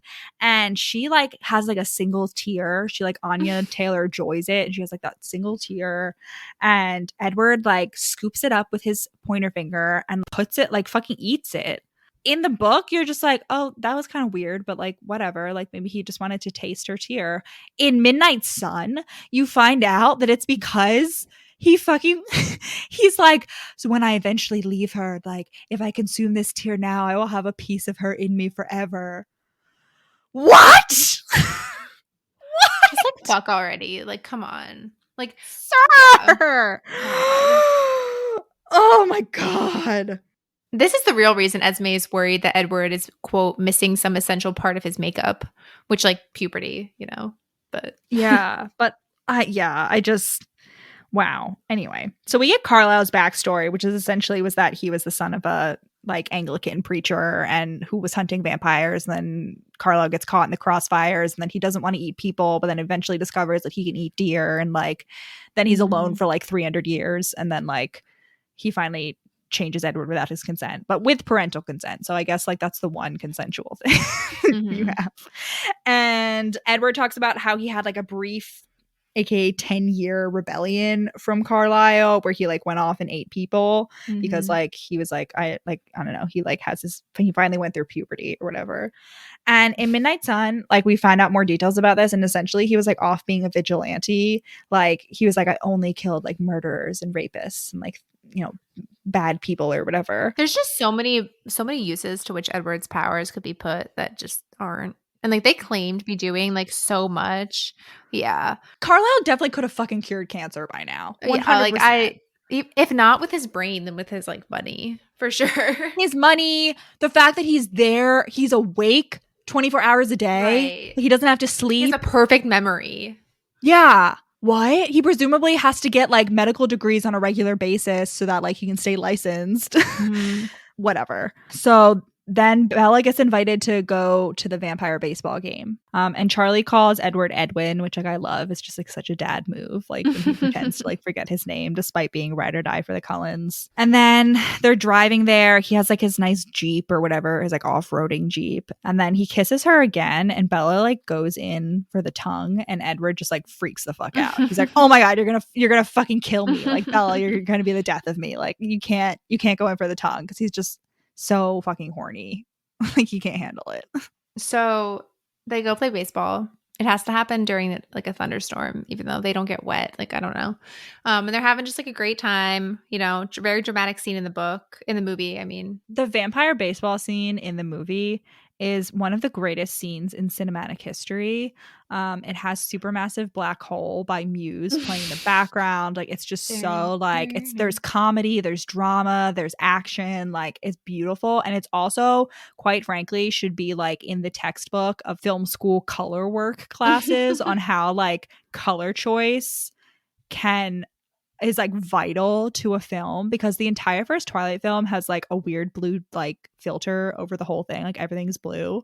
And if you look at pictures of the vampire baseball scenes, like how it actually looked like without the blue tinge, it looks like a fucking high school student film. But like with the blue tinge, I'm like, yes, these people are vampires, like I'm gonna be honest, 100%. I've never like understood that really. What? Like it never looked that different to me, but whatever. I recognize that that's whatever. like a. You're not an artiste. Sure. I'm also the only one who's taken a film class. Yeah. Hey, I've taken film classes. It's true. Yeah. I took film classes in college. I was in fact treasurer of the film club. So suck a dick. I organized a film festival that still exists to this day at my college. So like whatever, Rachel. No, it's Don't mock true. me. The blue, yeah. I don't know. Anyway, the blue tinge is amazing, and so is the soundtrack. The soundtracks in general, we haven't talked about this book. Like the Twilight, every single Twilight movie, like the Twilight franchise as a whole, has some of the best fucking soundtracks of like any movie. I'm not talking about scores. I'm talking about soundtracks, like modern songs that are like, oh my god, they're just flawless. They're so good. Like objectively, like even if you don't like the movies, just listen to the and then New Moon, which is the next one, is like peak. Like frankly, like it's one of like, if not the best soundtrack of all time, like what, like at least top 5 for me. I agree. It's fabulous. So they're all having a grand old time when suddenly the enemy approaches. And for some reason, like Alice couldn't see. There's a lot of holes with Alice's visions. We won't get into that. Did we talk about how Alice can see the future? Yeah. I don't know that we've ever mentioned definitely mentioned it. Alice can see the future. It makes no sense why she wouldn't have seen Bella coming, because Bella's decisions are so firm. Whatever. Alice sees the future. And they had known that there was going to be like another group of vampires passing by in the next few days. However, they somehow didn't foresee that them playing baseball would make them like change their course and come find them sooner, because they wanted to play baseball. Because as we all know, vampires love baseball. Just as a group. It's America's for some pastime. reason. Yeah. Whatever. They roll up. Their walk was cat-like. Yeah. Specifically. Important and to she note. Specifically, like, as they approached, I could see how different they were from the Cullens. Does that imply that, like, the Cullens are not cat-like? Like, yeah, but see, so kind of offended by that. My response to that is, like, the Cullens. So the Cullens tried these 3 vampires that are showing up. They eat people and they're like nomads. Like they're not trying to blend in. Like they're like, we're vampires and we don't give a shit. But the Cullens are trying to blend in. So I think they purposefully move more human-like. But what that means is that there is a cat within each of them just scratching to come out, like waiting to come out.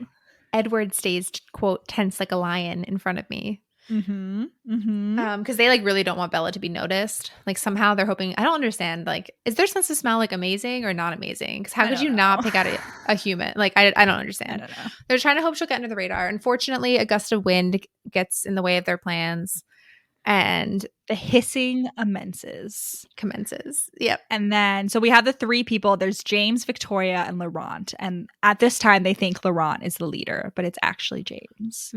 And they sniff him, and Laurent is like, in the book, it's Laurent who's like, oh, you brought a snack. But in the movie, it's James. And he's like, you brought a snack. And then they're all like posing like in fucking like Spider-Man, like cat, like Natasha Romanoff in fucking Black Widow poses and like hissing at each other. And then they're like, all right, we're gonna go. And then Edward drives off with her and he's like, oh my fucking God, like they're gonna fucking eat her. Like I read his mind, like he's ready to eat her. And the quote is, as they're driving away, Edward was growling something too low for me to hear, but it sounded like a string of profanities. And all I can think of is in Home Alone, the short, I forget the actor's name. No. He's constantly like, Marv. No, Harry. Yeah. He's constantly just like, yeah. Like, and that's what I'm imagining Edward's doing in this moment. Like the fake kid-friendly cursing. Yeah. But we do get more cursing here because Bella, in fact, says, damn it, Edward, when Edward's trying to like take her out of town. And Bella's like, no, I have to like go protect my dad. Like, I can't just like dip. So like there's a lot of cursing in this. Like Stephenie really went wild. Yep. But Bella starts being like, turn the car around, take me back.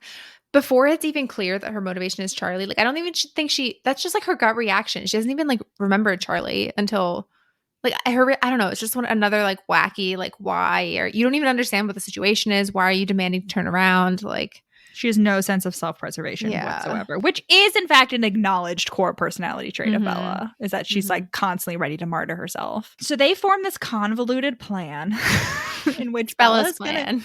Bella's plan. That's for some reason all these really smart vampires are like, wow, that's a brilliant plan. Yeah. And essentially Bella is gonna go and like, they know that the hunter, that James is gonna like be listening by this point. So Bella's gonna be like, I'm going to Phoenix. And she's like, there's no way he'd think that I would actually go to Phoenix because he'll know that I know that he's listening. And so he'll think that like I'm going somewhere else, but I will actually go to Phoenix. It's like a double cross.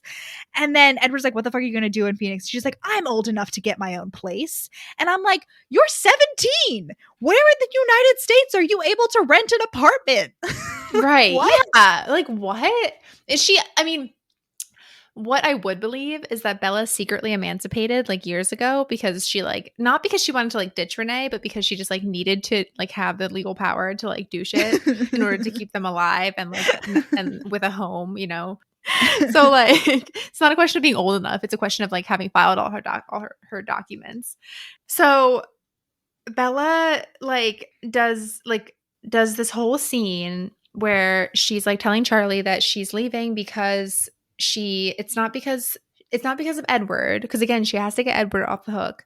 It's because she hates Forks so much, but she likes Edward so much, and she's afraid that Edward will like trick her into staying in Forks, just like her mom got tricked. And she gives this line. She's like, just let me go, Charlie. It didn't work out, okay? I really, really hate Forks. And then she's like, oh my God, it feels so bad. This is such a low blow. And we find out that it's because those are the exact words that Renee said to Charlie when she left with Bella, 16 years ago, whatever. And like, how? When Bella was an infant. There's no way Bella remembers this. How the fuck would Bella know this? Unless Renee does like dramatic reenactments at regular intervals. Like, what the fuck? And also, like, this is such a dick move to Charlie. Like, I hope do they explain this to him eventually? Like, yeah, I don't know. Yeah, I don't know. Like, yeah. Ugh. Yeah, and I'm like, listen, another example of Renee's abuse, parental alienation is a form of abuse.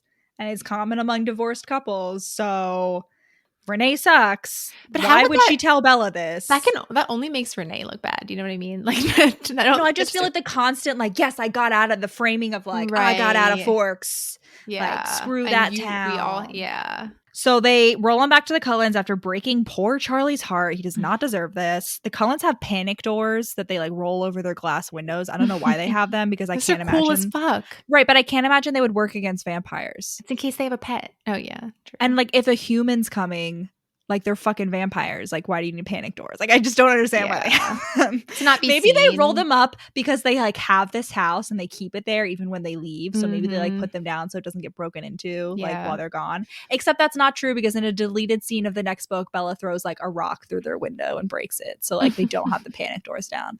I don't know. There's a lot of inconsistencies when it comes to the panic doors. Laurent is also there and he's basically just confirms like, yeah, James wants to fucking eat her. Like watch out. I'm not gonna get involved in this because I don't want to be killed, so I'm gonna go hang out with your friends in Alaska because like this is intriguing. So remember that Laurent is in Alaska. That's important for the next book.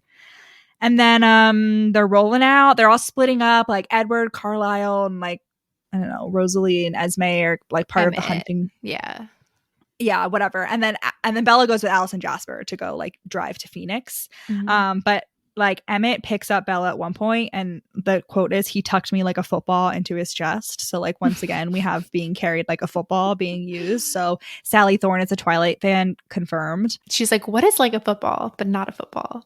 A rolled up newspaper. Things you throw for your dog. No, at one point Josh in the hating game does pick up Lucy like a football. Like there is specific football description. It's a rolled up newspaper and a football. He picks her up a lot.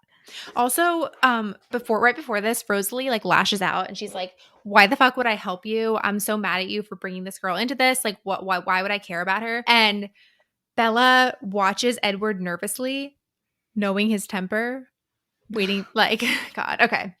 So they're all rolling out. They make it to Phoenix. They hole up in this hotel, and they're all just like sitting around staring at the walls. Like it's a waiting game. They're just like waiting for news. And I just like, what if like this turned into like a yellow wallpaper retelling? Because like at one point Bella's like, I'm staring at the pattern of the couch, and like the red dot turns into a red eye. So I'm like, this really like borders on the knife's edge of like becoming a yellow wallpaper retelling. And honestly, like, Stephenie, if you want to write like an alternate ending in which like Bella just starts seeing a woman creeping around the wallpaper of this room, like, I'd be into it. Like, be very into it. This is also when Bella, basically with like very little thumb twisting, she basically is like, hey, Alice, tell me how you turned into a vampire. And Alice is like, oh, Edward's going to be mad, but okay, like, fine. Okay, twist my arm. Yeah. Like, you caught me. Yeah. And she's like, I can only tell you the theory because I don't remember my own transformation and I've never seen it done. I'm like, girl, it's the simplest thing ever. Like, what? You and get she's bitten. Like, yeah, you get bitten. That, like, and it hurts a lot, but like, that's the only like active part of it. Okay. And so then like Alice starts getting some visions because the tracker has like made a new no. Bella is like, oh, Renee is supposed to be coming home in like a week. And that would be really bad if she like shows up. And what if the tracker like does figure out to go to Phoenix? So she's like, I'm going to leave a message at my mom's house because she doesn't have a cell phone, but like she does check her messages. She's living in Florida, has no way for her teenage daughter to contact her besides email, and her teenage daughter leaving a voice message, which Renee will see God knows when. Like, if there's an emergency, Renee has no way of being contacted about her child's welfare. Yeah. More proof that she's the worst parent. But why doesn't Bella email? But obviously Charlie does have a way of contacting her because he contacts Renee when Bella gets hit by the van. So like, I don't know. But so Bella's like, hey, mom, don't come home. Like, okay. And then Alice gets a vision of the tracker has decided to like go to a different place, James. And she's like drawing it out. And Bella's like, oh, that looks like a dance studio. And Alice is like, what? Like, and she's like, yeah, it's my ballet studio from when I was like little.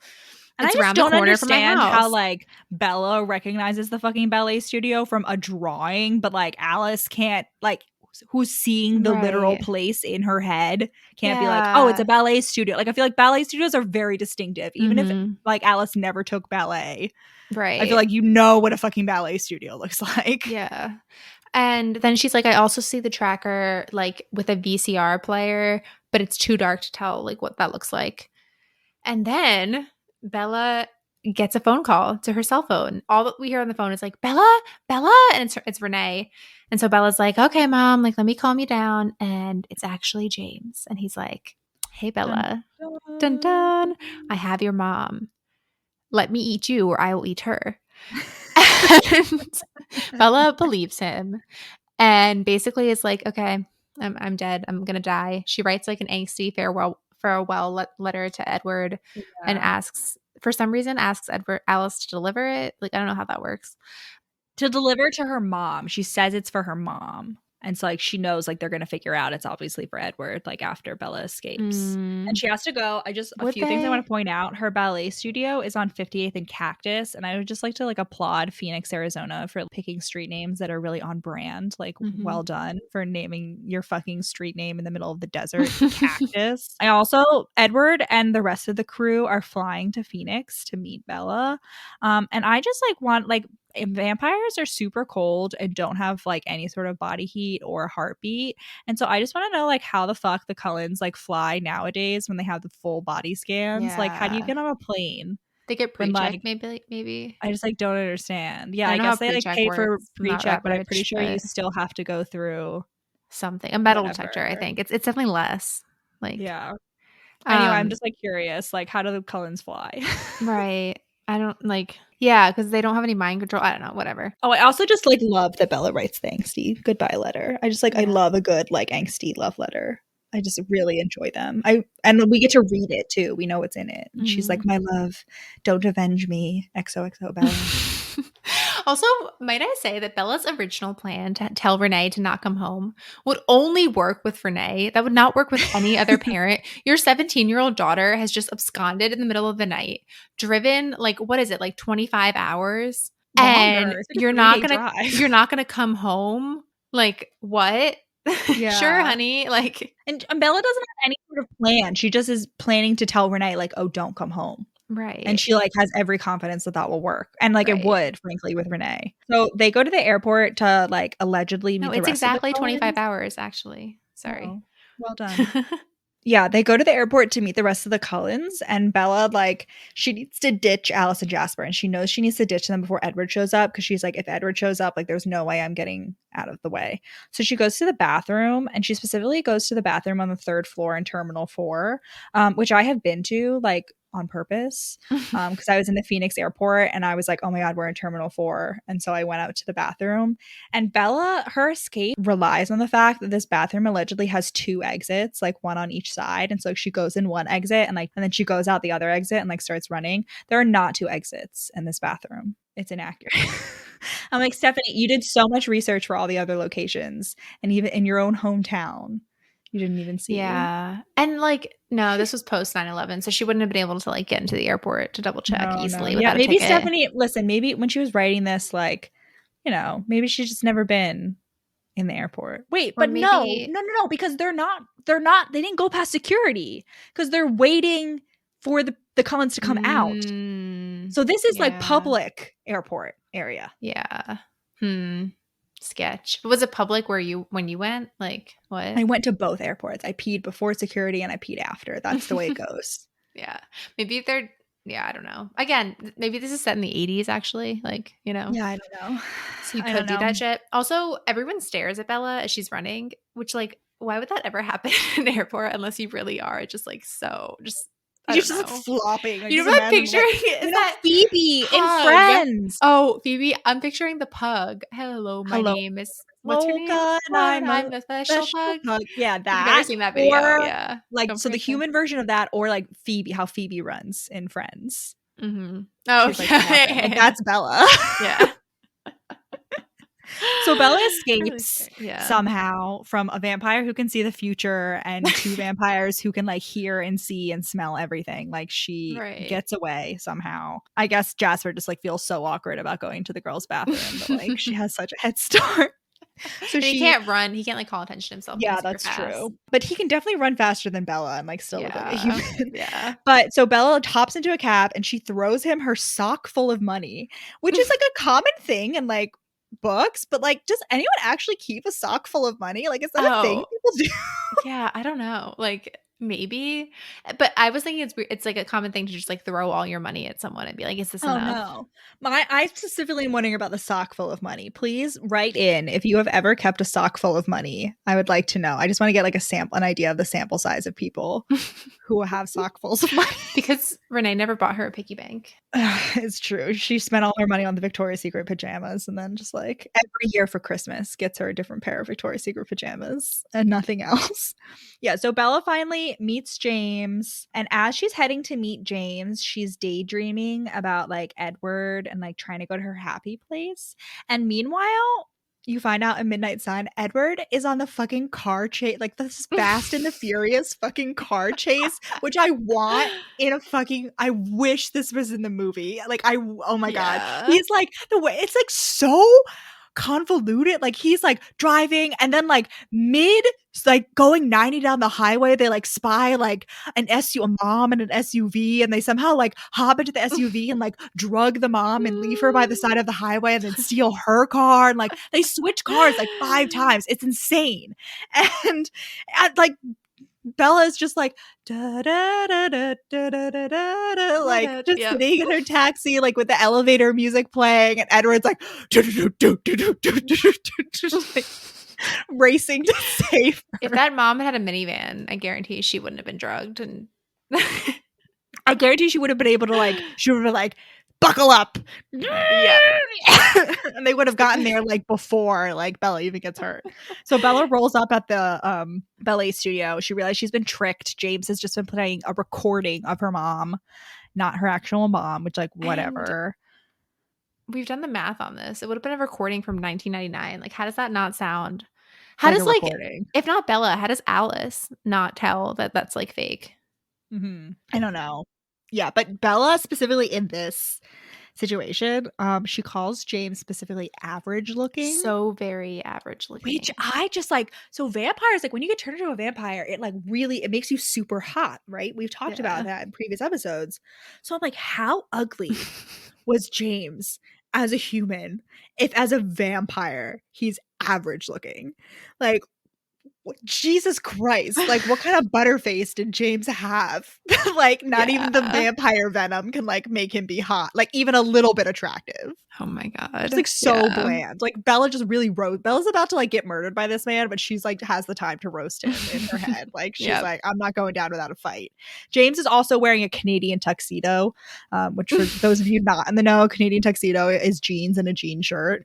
And I personally love that look. I don't think James can pull it off, frankly. And I just think it's funny that he is both so very average looking and is also wearing Canadian tuxedo. So James is like, this was a little too easy. So I'm going to need to make a short film of me torturing you so that I can dramatically mail it to Edward and have him come avenge your death. So the reason James is like so intent on Bella is not just because she smells good, but because 100 years ago he tried to eat Alice and she got changed into a vampire before like he could. She's the only one that ever got away. Yeah. And so he's like very sad about it. So he recognized her and he's like, an eye for an eye. Like I'm going to take their friend in exchange for keeping her. But he's like, so that's where we get where like she was in an insane asylum or whatever, because I guess she was having visions even as a human.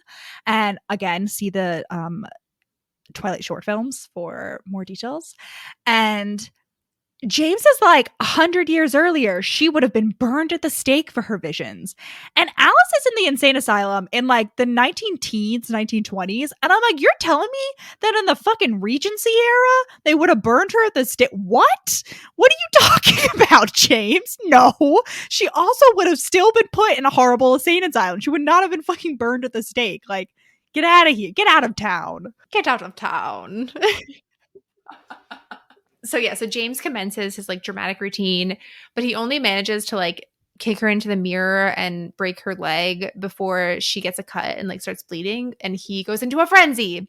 Yeah. And just at that moment, as he like is about to take the first sip, the Cullens burst in and pull him off of her and start administering CPR to Bella. Like, not CPR, like medical care. And James' bendy straw goes flying. Like, he was just cracking it open, ready to Bella, and like, unfortunately gets crushed underfoot. It's very sad. Yeah, a real sad day for James.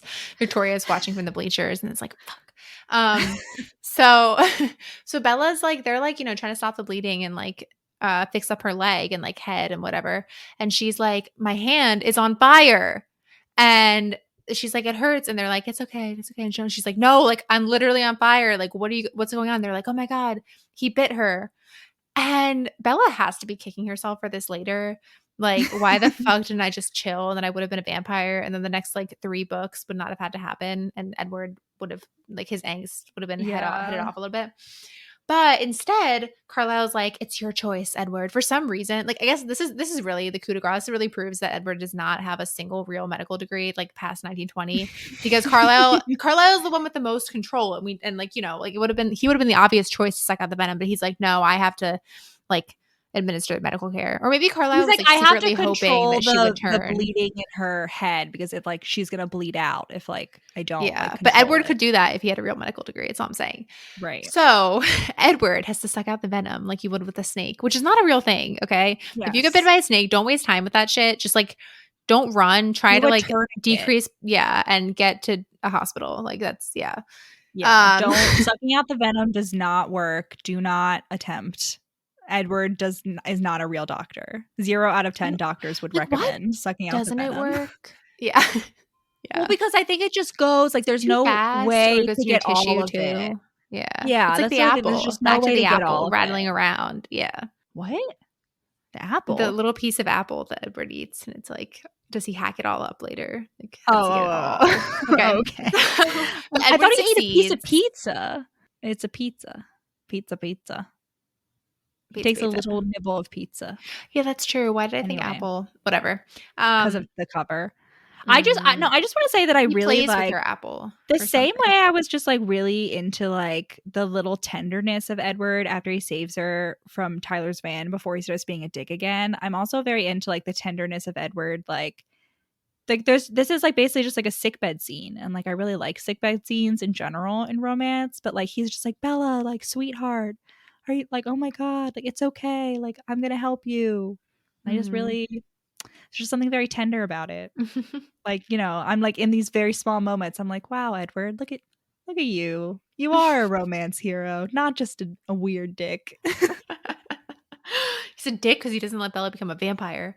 He's a dick because he's horny. Like, what, he chills out immensely. Once they finally have sex, like, Edward becomes so much chiller. Don't even get me started on, like, there's no reason for them not to be having sex. Like, why? Anyway. Yeah, okay. All right. Listen. Okay, so Bella, like, blacks out. Next thing we know, it's several days later. She's in the hospital. She gets up. Naturally, her first instinct is to rip out her nose tubes. Like, that's helping her breathe. But Edward's there, and he's like, no. And the common trope. But listen, as someone who has woken up, I know you from, hate like, the nose surgery, tubes. Yeah. with the nose tubes, that air is so cold. It hurts. It's so painful. So, like, I understand pulling out the IV. I don't understand, but the little nubbins, I do. Like, I really hate those. And Edward is like, you've been out for a while. Renee's here, but she went to go get a bite to eat. And we saw Renee on screen in the very beginning, but she comes back and Bella immediately has to comfort Renee instead of the other way around. She's like, it's okay, Mom. It's okay. Like, I'm sorry. And Renee, oh my God, she's like bragging. She's like proud of herself because she was like sleeping there. But then we find out that it's really because she was like too scared to sleep at home because there was, quote, crime in the neighborhood. Because of course the Cullens burned down the entire dance studio to hide, to like cover their crimes. And and then Renee like leaves after like 5 minutes to go call Phil. She tries to get Bella to move to Florida. Oh yeah, like immediately. Like, you're what? She's and like, then great news, honey. And Bella's She's like, no. She's like, I was worried for a while when Phil started talking about Akron, like Ohio, right? Like, would Renee have just like divorced Phil too? Like, she's like, you know how I feel about the cold. Like, yes, 100%. Dropped him. She also, like, at one point, Bella's like getting her to calm down, and she says, I quote, I recognize the reasonable but firm tone of my voice from my talks with her about men. So just like more examples, like Bella had to fucking, I guess, give her mom the sex talk. Like, I don't know, like, what, like, why no, is this your is when child Renee is like trying to talk to her about Edward and be like, oh yeah, serious. Yeah, Renee immediately dips. Like, her daughter has, what Renee thinks happened to her is that Bella fell down 2 flights of stairs and then through a window, which the Cullens, of course, have fabricated, causing much more property damage. And like, your kid is in the fucking episode, in the fucking hospital with like cuts everywhere and broken ribs and like a severely broken leg, and you're there for all of 5 minutes before you dip to like call your fucking husband. What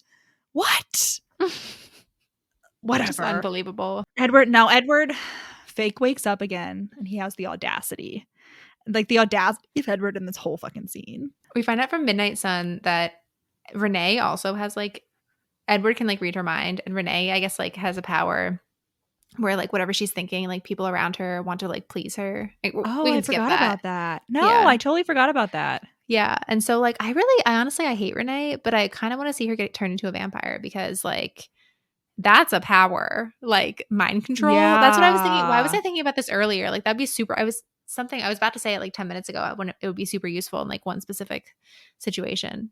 But like, come on. Like, yeah. So Edward is basically just like, I should leave you. I was the one that put you in danger. And Bella, throughout this whole conversation, like, her heart keeps like speeding up and like slowing down and like stopping when they kiss. And I just imagine like the poor nurse coming in like afterward, and it's just like, what the fuck was going on here? Like, looking at her chart, like, Jesus Christ. Yeah. So like Bella is like, don't leave me. And Edward is like in his head in Midnight Sun. We find out he's like, no, I'm definitely going to leave. Like, I'm definitely going to leave. Bella's like, promise me. And he's like, I promise I'll stay as long as that's what's best for you. I won't leave you yet. Yeah. And God, such a dick. He's the worst. Anyway, they all go home, and now we have the epilogue. And Bella's been on gussied up. She's wearing a fancy dress. She's got on makeup, waterproof mascara specifically. She's, we'll talk about this in a little bit. She has her hair all done up, and she thinks, she doesn't know what they've dressed her up for. And she thinks they've dressed her up to get bitten, to get like turned into a vampire. But it's really Edward's fucking forcing her to go to prom. God, waterproof mascara and all. Speaking of waterproof mascara. Oh my God. Yeah. So like this was like 2 weeks ago now or something. And way longer. Like, it was like a month ago. I don't know. Time is meaningless at this point. But you were like, oh yeah, I have this like new mascara. And it's just like really good. Like it's just, you know, it's just so high quality. That's why it like stays on my eyes. No, I said it was annoying. It just doesn't You were come like, off. oh yeah. But you were like, oh, it's because it's like so strong. You know, it just like, it like stays on my eyes even when I shower. Like it's like 3 days later, it's still on there. And I'm like, a curl. Yeah. And I'm like, are you sure it's not waterproof mascara? Because that's my experience with waterproof mascara. Like it's really fucking annoying. It never comes off. I used to like wear it for swimming. And you were like, no, it's definitely not. Like it's not waterproof. And then like this happened like a few times. You'd be like, yeah, like this great mascara holds a curl. It's just annoying that it doesn't come off. And then I was like, let me like check this out. And so I go like find the actual bottle. And what did the bottle say, Alison? It said waterproof. Aquafab or whatever the fucking French. Yeah. It was French. It wasn't just betrayed. In French. I was double betrayed. It was not just in French. I know, but I was double betrayed. It was small print. Anyway. Oh my God, I was so mad. I literally thought I I have a vivid memory of when I purchased this mascara of like specifically thinking that like I was not purchasing the waterproof. No, and same. The most recent mascara I bought, I accidentally got tricked into buying waterproof. And I remember I was like choosing between like, you know, black and very black. And I just like couldn't decide. So I just like picked one. I just like had a feeling. I was like, I don't know. I feel like it's an important decision, but I can't tell how. And then I put it on. It didn't come off after I showered. And I was like, fuck. Like, I hate that. What? Yeah. Part of my reasoning was the reason I was just like, oh, it's not waterproof. It's just like, I don't know, for whatever reason, really good mascara was because that mascara is a dupe for a mascara called Better Than Sex, which is like expensive, which is why I like looked up the dupe. That's like $5 L'Oreal Paris or whatever. And Better Than Sex stayed on all the time, but that one is definitely like there wasn't, at least at the one time I bought it, which was like right when it came out, because like my roommate at the time was super into makeup and like, so we went and got it together. Like there wasn't a waterproof version of it. So like, I know, and I remember that being like, I don't think it was like as like annoying as this one, but I remember it like didn't always like fully come off in the shower. So that's why I was like, oh, this one's, because it's a dupe, it's just doing the same thing. No, it's just fucking waterproof. Which is truly a blessing and a curse. It's like simultaneously amazing if you're like on the swim team and forced to wear dress up clothes to school for meets. And anyway, doesn't matter. Whatever. So it's time to go to prom. And oh my God, to have the confidence of Tyler Crowley. If I had this much confidence at 17, I would have been unstoppable. Yeah. Like, let me tell you, because they're on their way to prom. And for some reason, Charlie calls Edward. And Ella's like, that's weird. And it turns out it's because Tyler is at the house ready to take Bella to prom. Because remember, flashback to Tyler being like, we still have prom. And without any confirmation, without ever checking again, this girl has a steady boyfriend that she has been exclusively eating lunch with, exclusively like passing out at the sight of at school. And this boy is still like, oh, well, I said we had prom, therefore we have prom. And it's like, it's, you know, it's always like this in books and movies. Like 10 Things I Hate About You also has a scene like this where I just can't fathom, because like prom was such a bigger deal in our high school. Like it was something you couldn't just like casually show up. You had to like buy a ticket. No. You had to like do the limo, like have like set up like where you guys are all going to take pictures. But this is just like so casual that it's possible for this kind of miscommunication. Our proms were at different. So there was a junior and a senior prom, and they were separate. And they were at like hotels. Like they were at fancy places. It wasn't like the Forks prom is in the high school gym. But even like other dances that were just in the gym, you had to buy tickets. Yeah. There wouldn't necessarily be like limo, but you would still tickets at the door though. I think they were just more expensive. Maybe. Yeah. For like the fall dance or whatever. Yeah. Yeah. I don't know. Yeah. Anyway, so they roll up. Bella's really fucking pissed that he's taking her to prom. Edward is taking her to prom. We find out at Midnight Sun because of like some misguided belief that he has to like allow her to have all these human experiences that he's robbing her from, despite the fact that Bella it explicitly is like, I never would have gone to prom if I had not met you. Dancing. Like I would not have gone to prom. This would not have been an experience. Do you not remember Seattle? Bella. Seattle. Bella also still has a broken leg.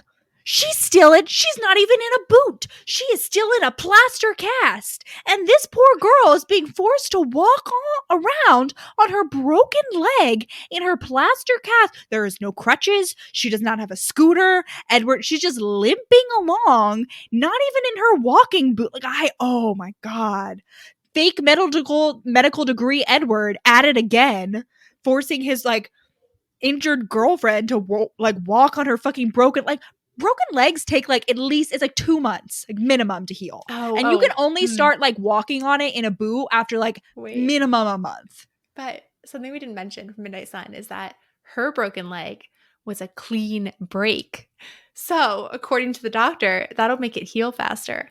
And when Edward delivers that news in his head, he's also like, we'll have a clean break too. You and me, Bella, we'll have a clean break. Oh, this my comes God.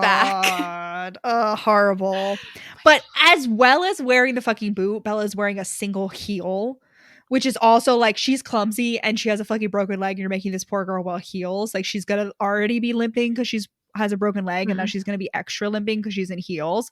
But Edward has like a weirdly sexual moment. Like his Puritan side like doesn't win. Like he like battles it out and like looks at Bella's like, oh, like I'm wearing heels, and like she sticks out her leg and Edward is like, remind me to thank Alice for that. And I'm like, you fucking weirdo. Like what? When did this get so sexual? Like what are you doing? Yeah.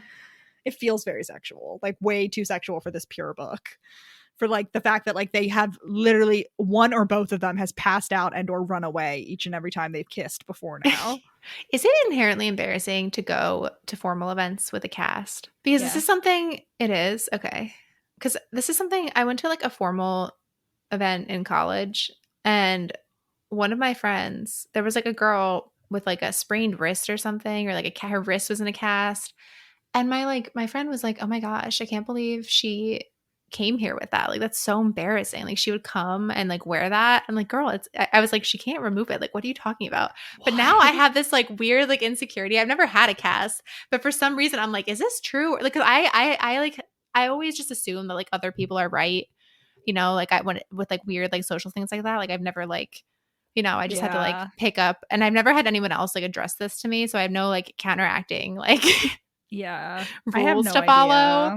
Can someone like if you know like is that a thing, or is it just like Judgy McJudgerson like that random girl? I mean, how could she broke her leg? Yeah, why would it be embarrassing? Like, so you're just not supposed to go out for like what is this like your confinement or something? Like what? Yeah.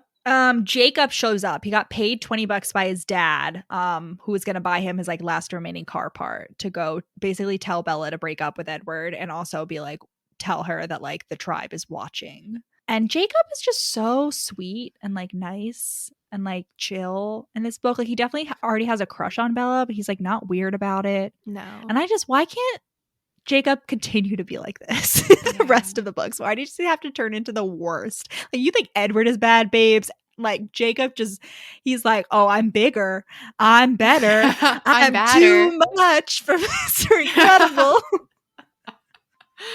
Oh, it's just horrible. I honestly think this prom scene is like one of the best adapted from book to movie. Oh, it's like so it's just the vibes are totally preserved. Yeah. So they roll out in the movie that we're just going to fully go in the movie because like the book is like not as beautiful as the movie. So they go out into this random gazebo, which you cannot visit because it has burned down. Unfortunately, we looked, and they go into this gazebo. There are a few other couples there, but those couples like swiftly leave, and then just Bella and Edward are like swaying alone. And you have Flightless Bird, American Mouth playing in the background, and it's so tender, and they're just swaying and confessing their love, and like there's twinkly lights, and it's like beautiful, and it's at night. And then like it both in book and movie, Bella's essentially like, why won't you just turn me into a fucking vampire? And Edward's like, I'm not going to turn you into a fucking vampire. And then quote, his mercurial mood shifted on me. Continue. Into what? Into like jokey and being like, but like once again, eggshells. He goes, she like leans her head back and he goes to like press his lips against her throat. And I remember the first time I read this being like so confused about whether he actually bit her or not. And then like, you know, starting the next book and being like, oh, okay, well, she's still human. So I guess he didn't. Yeah. It's like not that confusing. I don't know why. Just He's like 12-year-old me, again, 12-year-old me, 3 a.m, like sitting on the butt numb from sitting on the toilet for so long, like totally out of my mind with reading this book for the past He's several like, hours. are you ready now? Should I do it right now? Yeah. Very seductive. Yeah. And then he presses lips to his, and they do that, and it's like perfectly recreated in the movie. And that's the thing is like Kristen Stewart and Robert Pattinson, like I feel like just had really great like chemistry. It was like weird, but they just had really great chemistry for Edward and Bella. Like they just really nailed it, which makes sense because they like dated for like 5 years or whatever. Yeah. And then there was a scandal. We're not going to talk about that. That's too painful now. Anyway, that's how it ends. And in the movie, not in the book, because the book is entirely from Bella's perspective, but in the movie, you see Victoria watching them dance. And she looks from very like sad. the hotel prom. No, she looks angry. She's like ready for revenge. And so Victoria, keep her in mind. She will be our next villain for 2 books for some reason. Also, don't forget that this entire time, the rest of the Cullens are also at prom, and they are just like boogieing in the middle of the dance floor. But in a way, I forget what the exact quote is, but it was like in a way completely out of tune with like the current style and music, which I get. I guess it's like supposed to be from like their youth, but like I just imagine them doing that Alice can't keep a beat. Like no, well, they're all white, Rachel. You have sure, but like they're vampires. White. Right, but I'm just imagining them all doing like the Lindy Hop, like, and like just like going like swing Soldier dancing. Boy, like to the tune absolute to the tune of Soldier Boy. Oh, that's what the other kids are trying to do the Soldier Boy dance in the background, and like Alice and Jasper and Rosalind Emmett are just doing fucking swing dance, like absolutely feral swing dancing. Anyway, that's the end. The end. The end. Because it ends because Edward's like, enough for forever, and then he pressed his cold lips once more to my throat. Yeah. And so I was like, so he bit her. What I forgot, but he. And by forever we mean until next September. Yeah, we skip. Yeah, it starts in the next school year, and they have this whole soft summer that we never get to see. But I just bet it's like they're just like hanging out in their meadow every day. I just bet it's so soft. No, but I just mean he's a little like snake, and he's planning to leave even at this point. Oh, for sure. No, he's planning to ditch her this entire time. Like he's such a dick. Anyway, finally, after 3 episodes, for a total of like 6 hours. I hope you're listening to this on 2-point speed. That's all I have to say. No, maybe they just like dedicated like an entire weekend to listening to this, like a Lord of the Rings director's cut, a marathon. Like that's what our episodes are. Not quite as long as that. Okay, so finally, Rachel, let's discuss the Twilight cat scale. Lord, holy crow, off the charts. Amazing. All vampires are cats, confirmed. Like textual in canon. Their enemies are dogs. Yes, which we don't find out until the next book. That can't be taken. No, actually, it is introduced in this book, so never mind. The enemies of the wolf. Yeah, their enemies are dogs. They're constantly growling. There's lots of growling, lots of hissing, lots of teeth baring, lots of crouching, lots of hackles raising. Mountain lion eating. Is Edward's bear eating, which is cat adjacent. Yeah. Nobody has a pet cat. Unfortunately, there are no pets. Oh yeah, that's true. It's for the best. Like Bella is very cat-like. Oh, for sure. Bella, bringing it back to jeans and jorts. I feel like Bella is jorts. Jean and jorts. Yeah, Bella is jorts and Edward is Jean. No, Edward thinks he's Jean. Yeah. Bella's Rosalie Jean. is Jean. Edward Renee is the coworker. Jorts. Bella is Jean. Edward. Yeah, but in the Edward-Bella dynamic, Bella is Jorts and Edward is the coworker who keeps putting margarine on her.